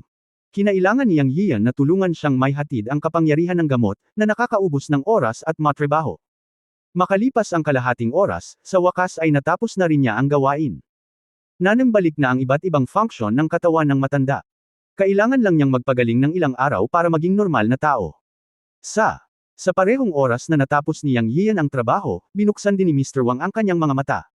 Ikalawang tiyo. Ito ang unang pangungusap na sinabi ni Lolo Wang pagkatapos niyang imulat ang kanyang mga mata. Dad, namula ang mga mata ni Wang Jianjia habang nakahilig siya at tinawag siyang tatay. Jianjia. Tinawag ni Lolo Wang ang pangalan ng kanyang maliit na anak na babae. Ito ay nagpasaya kay Wang Xuanji at Wang Jianjia. Alam mo, mahigit 1 buwan nang nakoma si Lolo Wang, at nasa estado na siya na hindi na makilala ang mga tao bago siya nakoma. Pero ngayon, matapos gamutin ni Yang Yiyo, hindi lamang siya nagising sa lugar, ngunit ibinigay din niya ang mga pangalan ng kanyang mga kamag-anak ng tama. Ano ang ibig sabihin nito? Ibig sabihin, tuluyan ng gumaling ang kanyang karamdaman. Nangangahulugan din ito na ang mga medikal na kasanayan ni Yang Yiyo ay talagang umabot sa antas ng isang milagrong doktor. Ang sakit na kahit na ang mga dakilang dalubhasa sa tradisyonal na gamot na Tsino ay walang magawa na gamutin ay pinagaling ni Yang Yiyo. Isa lang itong himala. Tuwang-tuwang tumakbo palabas si Wang Jianjia. Pagkaraan ng ilang sandali, ang buong pamilya Wang ay tumakbo sa silid at nakita na si Lolo Wang ay talagang nakaupo, nakasandal sa kama at nakikipag-usap kay Wang Xuanji. Talagang pinasaya nito ang buong pamilya. Siyempre, mayroon ding 2 pambansang master na pumasok, ang matandang Chinese na doktor na si Chen Sheng at ang Western na doktor. Nagulat ang 2 master. Lumakad ang isa para kunin ang pulso ni Lolo Wang, at ang isa naman ay gumamit ng instrumento para suriin ang katawan ng matanda. Matapos ang mahigit 10 minutong paghagis, nagkatinginan ang 2 pambansang master at hindi makapaniwala sa kanilang diagnosis. Si Lolo Wang ay nasa napakahusay na kalusugan, at ang kanyang mga function ng katawan ay ilang beses na mas mahusay kaysa sa kanyang mga kapantay. Normal ang lahat. Pagkatapos ay tumingin ang 2 kay Yang Yian, na nakaupo sa sulok na nakapikit, at namumula ang kanilang mga mukha, lalo na si Chen Sheng, na kanina ay masama ang tingin kay Yang Yian at nagbanta na kung mapapagaling ni Yang Yian ang sakit ni Mr. Wang, siya ay yuyuko kay Yang Yian para humingi ng tawad at tawagin siyang isang milagrong doktor. Ngayon ay tila kailangan niyang yumuko, at ang kanyang mukha ay namula saglit, ngunit pagkatapos ay naisip niya na ang mga medikal na kasanayan ni Yang Yian ay napaka-magical, na isang pagpapala para sa Chinese medicine. Sa huling pagsusuri, nag-aalala rin si Chen Sheng kay Mr. Wang, ngunit hindi siya naniniwala na si Yang Yian ay maaaring magkaroon ng anumang napakahusay na medikal na kasanayan sa ganoong edad. Ngayon, sa kanyang isip, iniisip niya na kung ang isang milagrong doktor ay maaaring lumitaw sa komunidad ng Chinese medicine, ano ang silbi ng kowtow? Sa pag-iisip nito, sa halip ay kumalma siya, tahimik na tumayo sa isang tabi, at hinintay na magising si Yang Yian mula sa kanyang nakapikit na mga mata. Matapos makita ng pamilya Wang si Mr. Wang, gumaan ang pakiramdam nilang lahat. Pinaalis ni Wang Xuanji ang lahat at pinapahinga si Mr. Wang. Para naman sa matandang Chinese na doktor na si Chen Sheng, hindi siya lumabas. Anya, I am waiting to apologize to Mr. Yang. Minamaliit ko ang mga bayani ng mundo. Sa oras na ito, gumaling na rin si Yang Yiyo at nagmulat ng kanyang mga mata. Narinig niya ang mga salita ni Chen Sheng at tumingin sa kanya at sinabing, hindi ko matitiis. Doon. Medyo naninigas pa sa kanyang mga salita, at nanginig si Chen Sheng nang marinig niya ito. Alam niya na si Yang Yiyo ay mahiwagang pa rin. Siya, huminga ng malalim, at luluhod na sana ng may hyperbolic bend, na nagsasabing, huwag mo akong sisihin, hindi kilala ng matanda ang totoong tao, patawarin mo sana ako. Talagang natulala si Yang Yiyo sa kanyang pagluhod na pagkilos. Kung tutuusin, galit siya kanina, paano niya talaga natitiis ang kanyang kutaw? Maririnig din ang taos-pusong paghingi ng tawad ng matanda. Mabilis niya itong inalalayan at hindi niya hinayaang lumuhod, kalimutan mo na, masama rin ang ugali ko, huwag mo akong sisihin, Mr. Chen. Matapos sabihin ni Yang Yiyo, namula ang mukha ni Chen Sheng at nauutol siya at may sinabi kay Yang Yiyo, at inimbitahan si Yang Yiyo sa medical college. Sa madaling salita, talagang nakumbinsi ang matanda kay Yang Yiyo. Pagkatapos ng ilang magalang na pag-uusap ay umalis na siya. Nagbigay sina Yang Yiyo at Mr. Wang ng ilang tagubilin kung paano magpapagaling, at pagkatapos ay lumabas ng silid. Kagigising lang ng matanda kaya kailangan pa niyang magpahinga ng ilang araw. Nanatili si Wang Xuanji sa silid. Sinamahan ni Wang Jianjia si Yang Yiyu palabas at dinala siya sa guest room para magpahinga. Alam niya na si Yang Yiyu ay gumastos ng malaking pera sa pagpapagamot ngayon, at ang kanyang mukha ay mapatla na ngayon. Pagkalabas, mahina niyang sinabi kay Yang Yiyu, "Salamat." Sina Yang Yiyu at Wang Jianjia, ang magandang babaeng ito, ay hindi gaanong nakipag-ugnayan sa isa't isa. Mula sa unang pagkakataon na dumating siya sa pamilya Wang, siya ay palaging mukhang solemn na, ngunit ngayon kapag sinabi niya salamat, nakita niya na siya ay talagang maganda. Bahala ka. Itinuring ako ni Uncle Wang bilang sarili niyang pamilya, kaya tungkulin ko ito. Well, you can call me tita in the future. Kung may maitutulong ako, magtanong lang.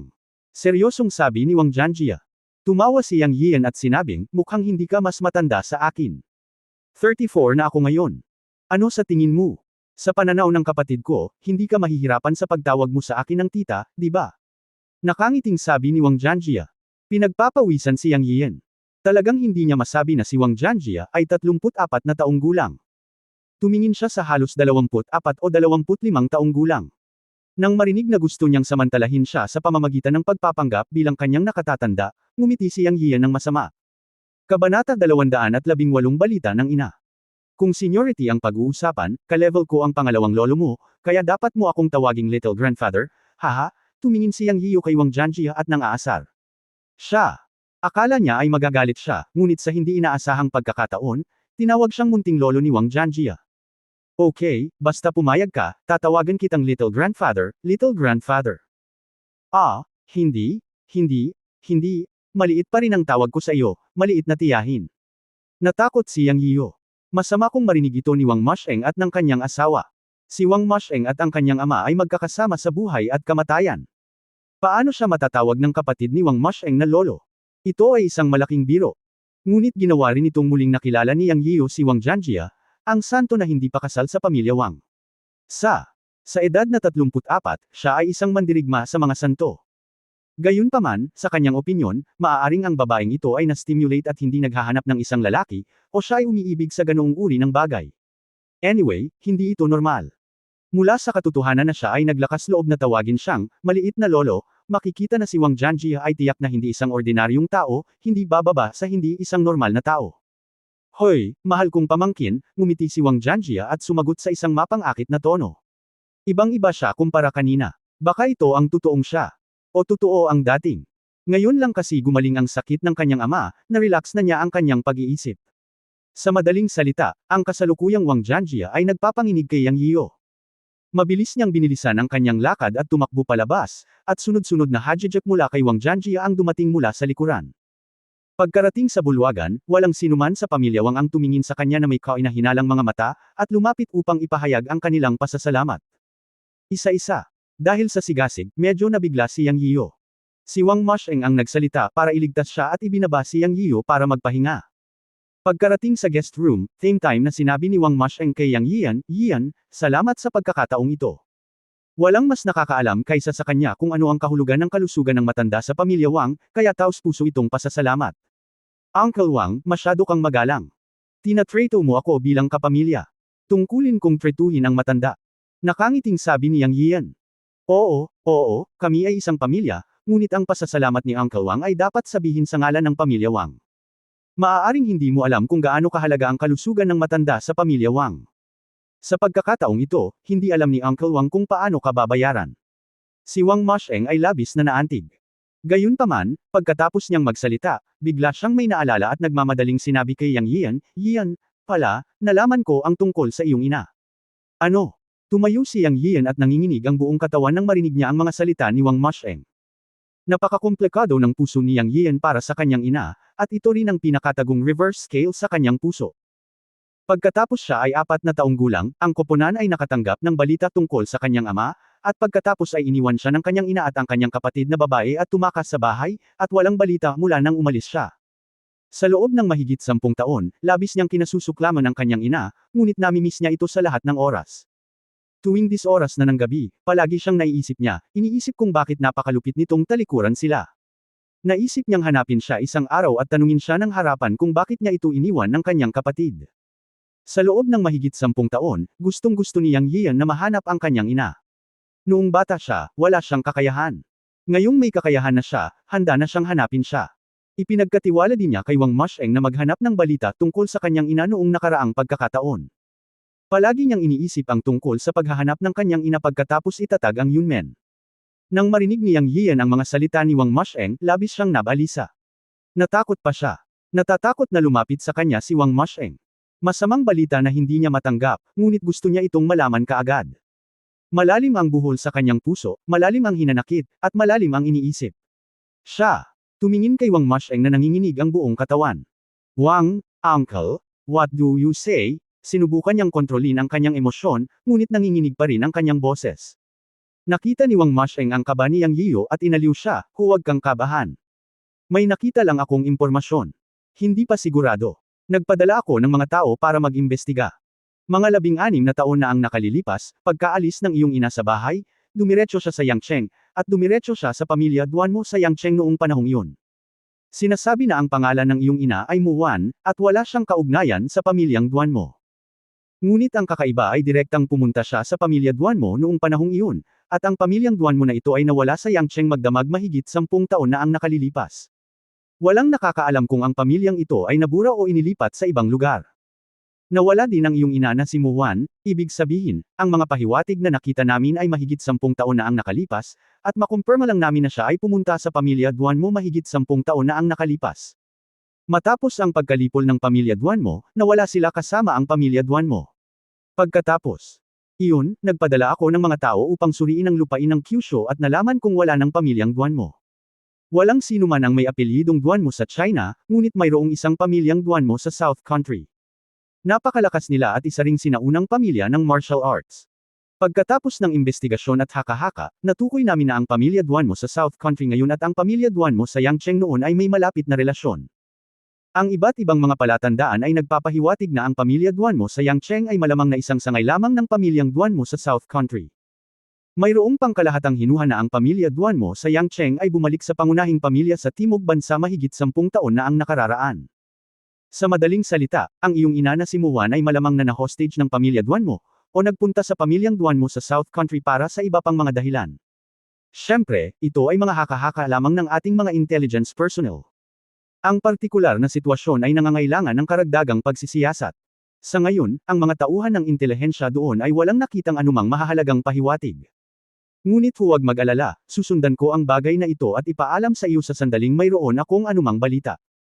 Pagkatapos magsalita ni Wang Masheng, tumahimik si Yang Yiyo, bagamat ito ay isang magaspang na hula, at ito ay isang palatandaan mula sa mahigit 10 taon na ang nakararaan.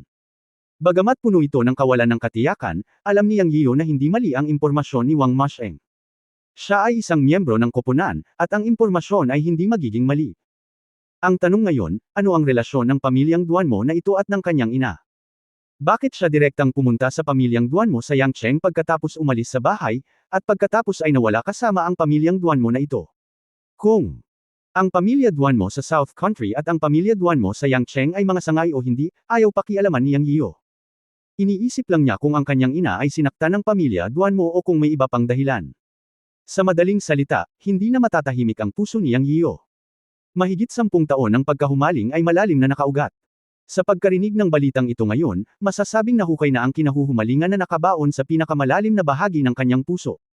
Sa sandaling ito, isa lang ang naisip niya, ang hanapin siya. Walang dagdag na dahilan, para lang mahanap siya. Tumingin kay Wang Masheng, sinabi niya, Uncle Wang, gusto kong pumunta sa South Country para makita ito ng personal, pakiayos para sa akin. Yian, maghintay ka ba? Inayos ni Uncle Wang ang mga tao doon upang maghanap. Siguro ang pamilya Duanmo sa South Country ay hindi malapit na nauugnay sa pamilya Duanmo sa Yangcheng, pabayaan ang iyong ina. Kung padalos-dalos kang pumunta doon, talagang hindi masyadong mapayapa doon. Bakit hindi maghintay ng balita? Iminungkahi ni Wang Masheng kay Yang Yian na maghintay ng balita dahil sa mabuting hangarin. Ngunit sa pinakamalalim na bahagi ng puso ni Yang Yian, masasabing ang kanyang pagkahumaling sa kanyang mga magulang ang pinakamalalim. Sa katunayan, iniwan siya ng kanyang ina na si Muwan at ang kanyang kapatid na babae. Dahil sa kalupitan na ito, ang pagkahumaling niya sa kanyang ina ay higit pa sa kanyang ama. Ang kinahuhumalingan noon na sealed sa mahabang panahon ay nabuksan. Paano siya makapaghintay? Kaya't medyo matigas ang sinabi niya, pakiusap kay Tio Wang na ayusin ito, kung hindi, ako ang mag-isa. Ngayon lang naramdaman ni Wang Masheng ang pananabik at pagkabalisa ni Yang Yian, at nalaman niya na bagamat siya ay kalmado sa ibabaw, ang kanyang puso ay talagang nasa kaguluhan na. Bumantong hininga siya at sinabing, dahil pinilit mong pumunta, hindi ka pipigilan ni Uncle Wang, ngunit kailangan mo ring pumayag sa isa sa mga kahilingan ni Uncle Wang. Sabi mo, sabi ni Yang Yiyo. Sinabi ni Wang Masheng, bagaman maliit ang timog bansa, ito ay isang bansa pa rin, at hindi ito kasing tahimik gaya ng nakikita. Masasabing ang lugar kung saan nagtitipon ang mga demonyong pinalaya sa sinaunang martial arts world ay talagang isang lugar ng pagtitipon. Maraming masasamang pamilya ng sinaunang martial arts sa paligid ng Jiushou. Ang pamilyang Duanmo ay talagang isang pamilya ng mga pinuno ng demonyo sa sinaunang martial arts world. Ang kapangyarihan ng mga pamilyang ito ay hindi mas malala kaysa sa Yancheng Ancient Martial Arts. Kaya ang ibig kong sabihin ay maaari kang tawaging miyembro ng Shenlongtan, at ang Shenlongtan ay kabilang sa bansa. Naunawaan ni Yang Yiyo na ang ibig sabihin ni Wang Masheng ay gusto niyang magtrabaho siya sa Jiushou, o makakuha ng katalinuhan, at iba pa. Dapat siyang tawaging miyembro ng Shenlongtan, dahil ang Shenlongtan ay ang sinaunang organisasyon ng martial arts ng bansa.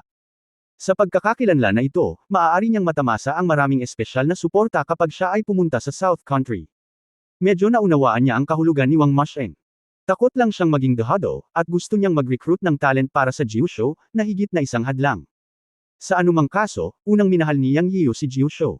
Ang mga hadlang ay mga hadlang, ngunit maaari rin siyang makakuha ng maraming suporta.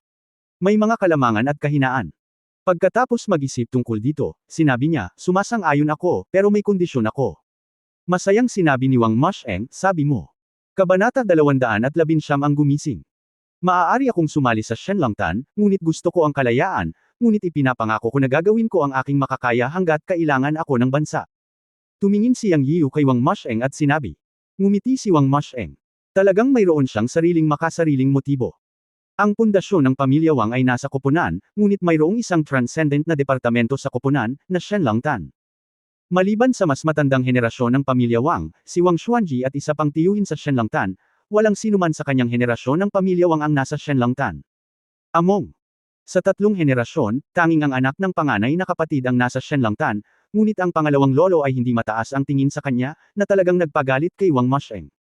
Ang mga puwersa ng koponan ay komplikado din. May mga tao sa pamilya Wang sa transcendent na Shenlongtan, at natural na may mga tao mula sa ibang mga pamilya, ngunit hindi ito sinabi ng lahat ng malakas, at alam na alam nila ito.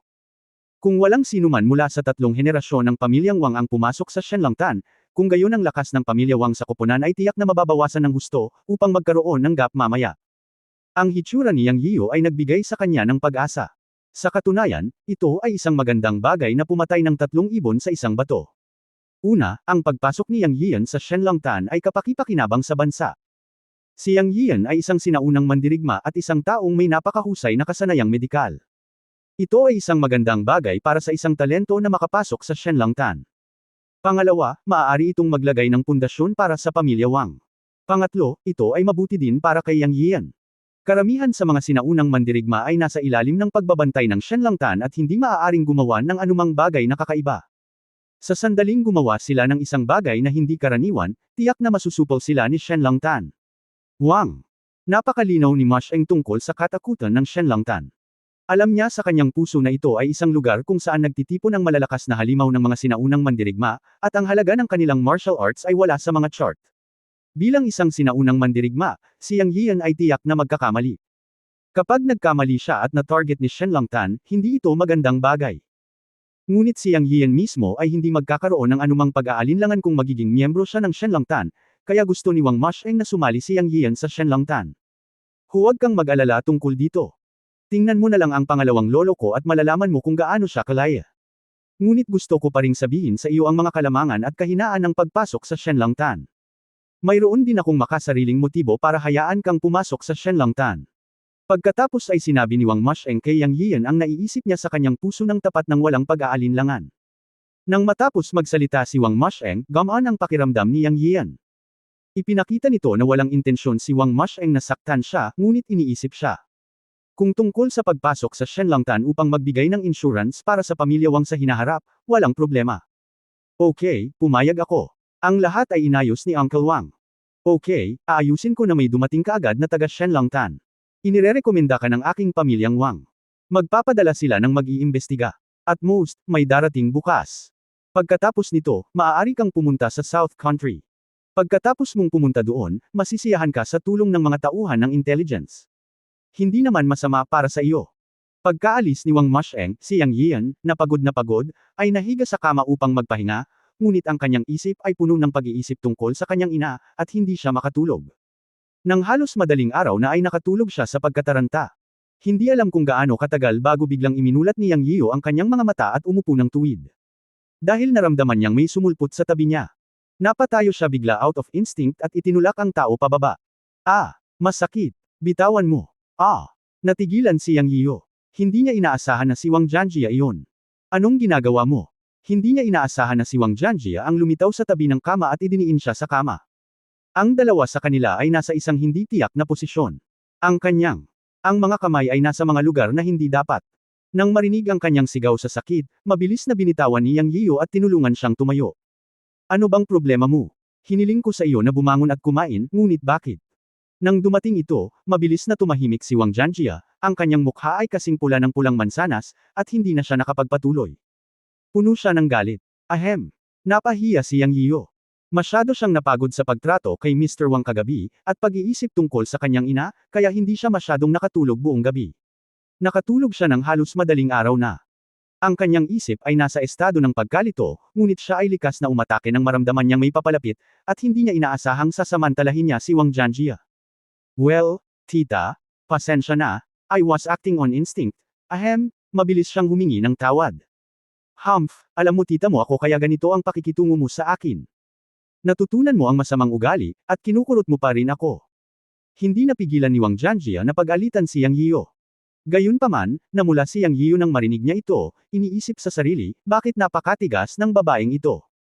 Sa kanyang mga mata, tiyak na si Wang Jianjia ang unang beses na nakilala niya ang isang taong naglakas loob na magsalita sa mapanuksong paraan.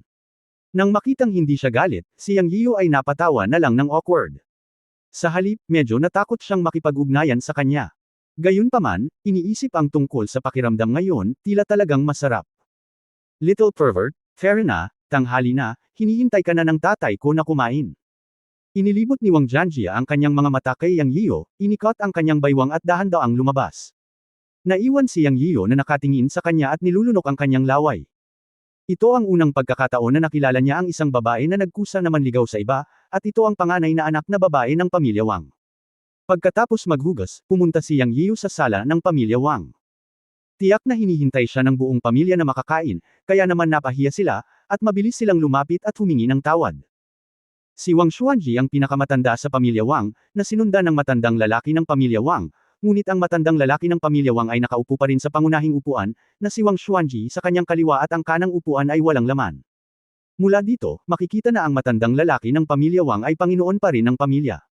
Ngayon, mukha na siyang normal na tao. Alam ito ni Yang Yiu. Sa isang payuan pil at marami sa kanyang tunay na enerhiya, kakaiba kung hindi siya magaling. Yiu, halika rito at maupo ka rito. Ngumiti ang matandang lalaki ng pamilya Wang at pinaupo si Yang Yiu sa kanyang kanan. Medyo na-flatter si Yang Yiu at paulit-ulit na huminto, ngunit ngumiti din si Wang Xuanji at pinaupo siya. Walang paraan para maupo si Yang Yiu sa kanang bahagi ng matandang si Wang sa kaba. Matapos gumaling ang matanda, malinaw na naramdaman ni Yang Yiu ang isang malakas na masamang espiritu mula sa kanya, alam na ito ay naipon mula sa maraming taon ng pakikipaglaban sa larangan ng digmaan. Sa pamamagitan lamang ng masamang espiritong ito, ang mga ordinaryong demonyo at multo ay hindi makalapit sa kanya. Ang pangunahing layunin ng pagkain na ito ay para ipahayag ni Ji Wang ang kanyang pasasalamat kay Yang Yiu. Talagang hindi komportable si Yang Yiu na kainin ang pagkain ito dahil masyadong malakas ang aura ni Mr. Wang at talagang hindi siya komportable. Sa kabutihang palad, nang makita ang discomfort ni Yang Yiu, mabilis na bumaba si Mr. Wang para magpahinga sa tulong ni Wang Jianjia.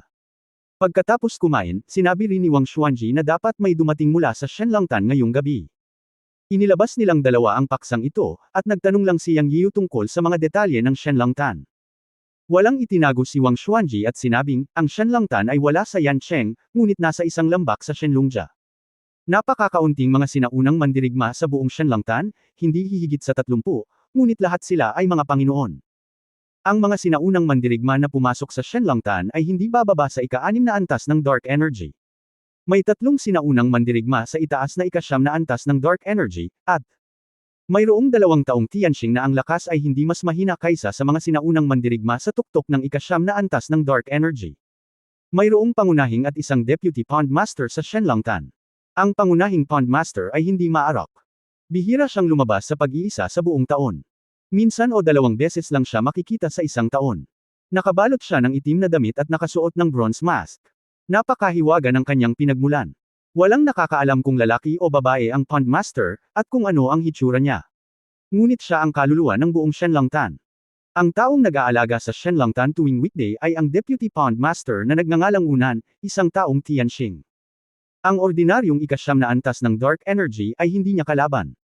Kaya niyang kontrolin ang kidlat sa likas na katangian, na lubhang nakakatakot. Nang 2 beses na binanggit ni Wang Xuanji si Tianqing, hindi napigilan ni Yang Yiyo na hindi siya maistorbo at nagtanong, ano ang Tianqing, matandang lalaki? Hindi ko na ipaliwanag ng malinaw.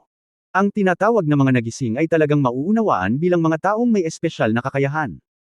Ang ganitong uri ng mga tao ay ipinanganak na naiiba sa mga ordinaryong tao at hindi sinasadyang madyay gising sa kanilang mga talento. Halimbawa, ang Deputy Master ng Shenlongtan ay nagising sa kidlat noong siya ay 8 taong gulang. Kung pag-uusapan, isa ring maalamat na figure si Wu Nan. Nagising siya matapos tamaan ng kidlat sa isang maulan na gabi na may kasamang kulog at kidlat, at pinagkadalubhasaan ang kapangyarihan ng kidlat. Sa Shenlongtan, may iba pang mga nagising na nakabisado na ang kapangyarihan ng tubig at apoy. Makapangyarihan din silang mga tao, ngunit hindi sila kasing abnormal ng kapangyarihan ng kidlat ni Wu Nan. Sa katunayan, mas marami ang nagising sa ibang bansa kaysa sa Jiushou. Dapat kang mag-ingat kapag nakilala mo sila sa hinaharap.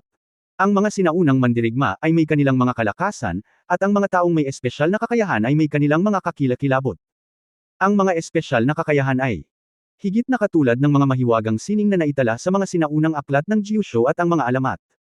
Ang ilan sa kanila ay kayang kontrolin ang hangin, ulan, kulog at kidlat, at maging ang oras, na lampas sa kaalaman ng tao. Malamang na nag-e-exist sila. Nang matapos magsalita si Wang Xuanji, may bakas ng takot ang lumitaw sa kanyang mukha, na parabang nakaharap niya ang mga makapangyarihang tao na may espesyal na kakayahan sa ilang bansa. Kabanata 220, isang bisita mula sa Shenlongtan. Si Yang Yiyo ay nakakuha ng maraming kaalaman.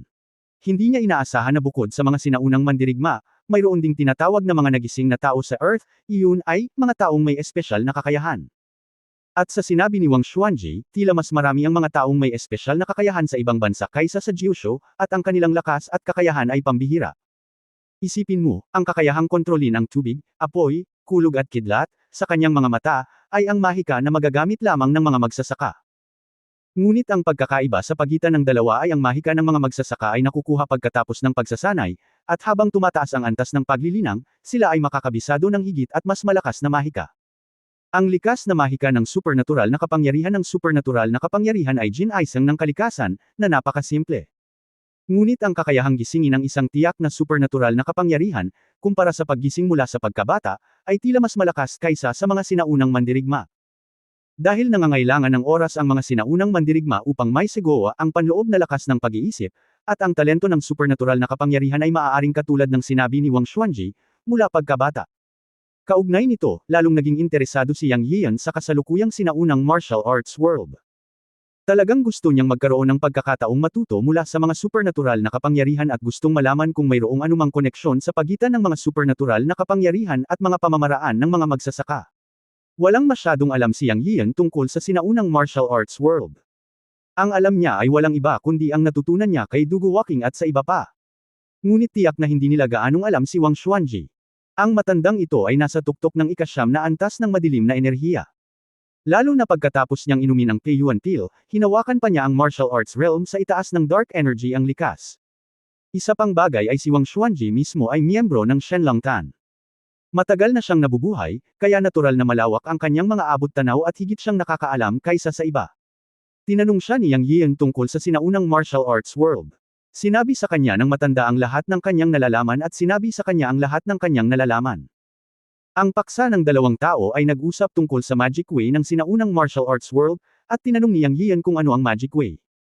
Humalaklak si Wang Xuanji at sinabing, sa aking mga mata, walang pagkakaiba sa pagitan ng mabuti at masama, tanging tagumpay at kabiguan. Ang tinatawag na masamang landas ay bunga lamang ng bigong paligsahan ng dalawang grupo ng mga sinaunang mandirigma sa bagong panahon. Sa simula, ang mundo ng sinaunang martial arts ay nahahati sa dalawang paksayo noong panahon ng digmaan, bawat isa ay sumusuporta sa isang rehimen upang magkasamang labanan ang mga dayuhang kaaway. Sa huli, ang bawat panig ay sumusuporta sa isang angkan, ngunit sila ay may iba't ibang mga landas. Sa panahon ng digmaan, ang lahi na pinamumunuan ni Shenlongtan ay hindi sumang-ayon sa mga aksyon ng kabilang linya, at ito ay dahil din sa mga aksyon ng lahi na iyon ay laban sa pagkakaisa ng langit, kaya ito ay naiuri bilang isang masamang landas. Ang demon martial na si Duan Mobatian ay natalo ng Panginoon ng Shenlongtan at umalis sa Jiushu at lumikas sa ibang bansa.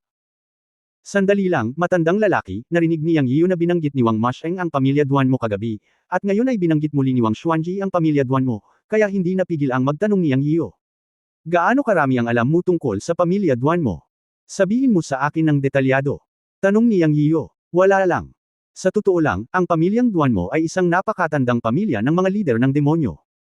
Si Duan Mobatian, ang pinuno ng pamilya Duan mo noong digmaang anti-Hapon, ay isang bayani, ngunit siya ay masyadong dominante at malakas. Gagawin niya ang lahat upang makamit ang kanyang mga layunin. Sa huli, nagalit niya ang Panginoon ng Shenlongtan at pinalayas ang mga demonyong pinamumunuan ng pamilya Duan mo palabas ng Jiushu. Napaka-espesyal ng pamilyang Duan mo, kaya kailangan mong mag-ingat kapag nakilala mo sila sa hinaharap. Anyway, maraming demonyo na pinamumunuan ng pamilya Duan mo. Ang ilan sa kanila ay umiiral pa rin sa Jiushu. Halimbawa, ang pamilyang Shui sa Xiangxi ay isang angkan, at mas marami ang nakakalat sa ibayong dagat at bumuo ng sarili nilang puwersa. Siyempre, hindi sila nakikilahok sa secular na mga labanan ngayon. Pagkatapos ng lahat, sila ay mga sinaunang mandirigma. Sa mundo ng mga sinaunang mandirigma, may mga panuntunan ng mga sinaunang mandirigma. Ito ay sinusunod kapwa ng matuwid at ng demonyo. Kasama ito sa hindi pananakit ng mga ordinaryong tao. Ipinaliwanag ni Wang Xuanji ng detalyado, na lubhang kapaki-pakinabang kay Yang Yiu. Nang marinig niya ang tungkol sa pamilyang Xiangxi Shui, naisip niya ang magkapatid na Shui Wuan. Bagamat namatay si Shui Wuan, nakatakas ang kanyang kapatid na si Shui Chento, na nag-iwan sa kanya ng isang nakatagong panganib. Ayon kay Wang Xuanji, ang pamilyang Xiangxi Shui ay angkan din ng Diablo. Sinabi niya kay Wang Xuanji tungkol sa pagkatuklas na ang magkapatid na Shui Wuan ay gumamit ng mga bangkay upang magtanim ng mga bulate ng bangkay at mga espiritual na gamot. Gusto niyang tanungin siya tungkol sa mga problema ng pamilya Shui. Tutal nakatakas naman ang isa sa kanila. Pagkatapos makinig sa kwento ni Yang Yiu, nagmuni-muni si Wang Xuanji at sinabing, sa kasong ito, nakatakas si Shui Laozi. Ang pamilyang Shui ay tiyak na maghihiganti sa iyo sa hinaharap. Kung hindi, pupunta ako sa Xiangxi at makikilala ang pamilyang Shui. Naglakas loob silang gumamit ng mga bangkay para magtanim ng mga uod ng bangkay sa bansa. Ang ganitong pag-uugali ay hindi pinapayagan sa Shenlongtan. Matanda, pumunta ka ng personal, hindi ba ito nakakabigay puri sa pamilyang Shui? Ayos lang. Hanggat ang pamilya Shui ay maglakas loob na pumunta, sisiguraduhin kong hindi na sila babalik. Si Yang Yiu ay talagang hindi natakot. Umiling si Wang Xuanji at sinabing, hindi, wala kang masyadong alam tungkol sa puwersang ito ng demonyo. Ang dahilan kung bakit sila ay nauuri bilang demonyo ay mayroon silang masasamang paraan, at ang ilan sa kanilang mga pamamaraan ay mahirap bantayan. Halimbawa, ang pamilya Shui sa Xiangxi ay nagsasagawa ng mga kasanayan sa pagmamaneho ng bangkay. Ang ganitong uri ng kasanayan ay puno ng masasamang espiritu, at mahuhuli ka kung hindi ka mag-iingat. Sinasabing kahit na ang mga Panginoon sa ikasyam na antas ng pamilya Shui ay labis na natatakot sa mga kasanayan sa pagmamaneho ng bangkay. Huwag mag-alala tungkol sa bagay na ito. Pupunta ako sa timog sa malapit na hinaharap para kumustahin ang pamilyang Shui. Kung hindi sila marunong magtaas ng kamay, gagawin ko silang tunay na bangkay. Ang gayong masasamang pamilya ay dapat na matagal nang nawala sa mundo. Nang sabihin ito ng matanda, hindi siya katulad ng isang diwata, at siya ay napakadami na. Ang pakikipag-usap sa kanya tungkol sa iba't ibang ugat ng landas ng demonyo ay nakinabang din ng malaki kay Yang Yiu. Ayon kay Wang Xuanji, ang lason, pagkahulog ng ulo, pagmamaneho ng bangkay, kalto ng lason, at iba pa, ay lahat ng demonyo. Nang nag-uusap ang dalawa, tumakbo si Wang Zongren at sinabing darating si Dugu Waking. Huminto sa pakikipag-chat sina Yang Yian at Wang Xuanji at hiniling kay Wang Zongren na dalhin si Dugu Waking. Kasama ni Dugu Waking ang isang binata na may matalim na kilay at matangkad na mga mata. Si Yang Yian ay mukhang kasing edad niya at may pagkakatulad kay Dugu Waking. Nahulaan niya na dapat ay nakababatang kapatid ni Dugu Waking na si Dugu Hui. Binanggit ni Dugu Waking na mayroon siyang nakababatang kapatid na lalaki. Sa unang tingin, ang mga mata ng binata ay maliwanag at masigla, na may bakas ng pagmamataas. Sinundan niya si Dugu Waking nang tuwid ang kanyang katawan. Sa paghusga mula sa kanyang dugo at lakas, siya rin ay isang tahimik na ikawalong antas na sinaunang mandirigma. Ito ang unang pagkakataon na nakita ni Yang Yiyo ang isang binata sa kanyang unang bahagi ng 20s na umabot sa ikawalong antas ng Dark Power. Naisip niya na walang ganoong mga henyo sa buong mundo ng sinaunang martial arts. Hindi niya maiwasang gamitin ang kanyang espiritual na pakiramdam para obserbahan siya. Sa sumunod na sandali, nagulat si Yang Yiyo. Naramdaman niya ang surge of sword energy sa katawan ng binata. Ayon sa mga talaan ng mga espiritual na ugat, ito ay isang purong gintong espiritual na ugat. Siya ay isang natural na kandidato para sa pagsasanay ng mga immortal na espada. Nagkaroon siya ng pagnanais na pahalagahan ang talento. Hello, sir, bahagyang yumuko si Dugu Walking kay Yang Yiyo. Bahala ka. Ito ba ang nakababatang kapatid na si Dugu Hui na iyong binanggit? Nakangiting tanong ni Yang Yiyo kay Dugu Walking. Tama, sabi ni Dugu Walking sa binata, taong Xiao, halika at kilalanin mo si Sir. Xiao man ang pangalan noong bata pa si Dugu Hui. Nakilala ni Dugu Hui si Sir. Salamat sa pagpapagamot sa kapatid ko. Mangyaring tanggapin ang mga pagbati ni Dugu Hui. Nakayuko siya habang nagsasalita.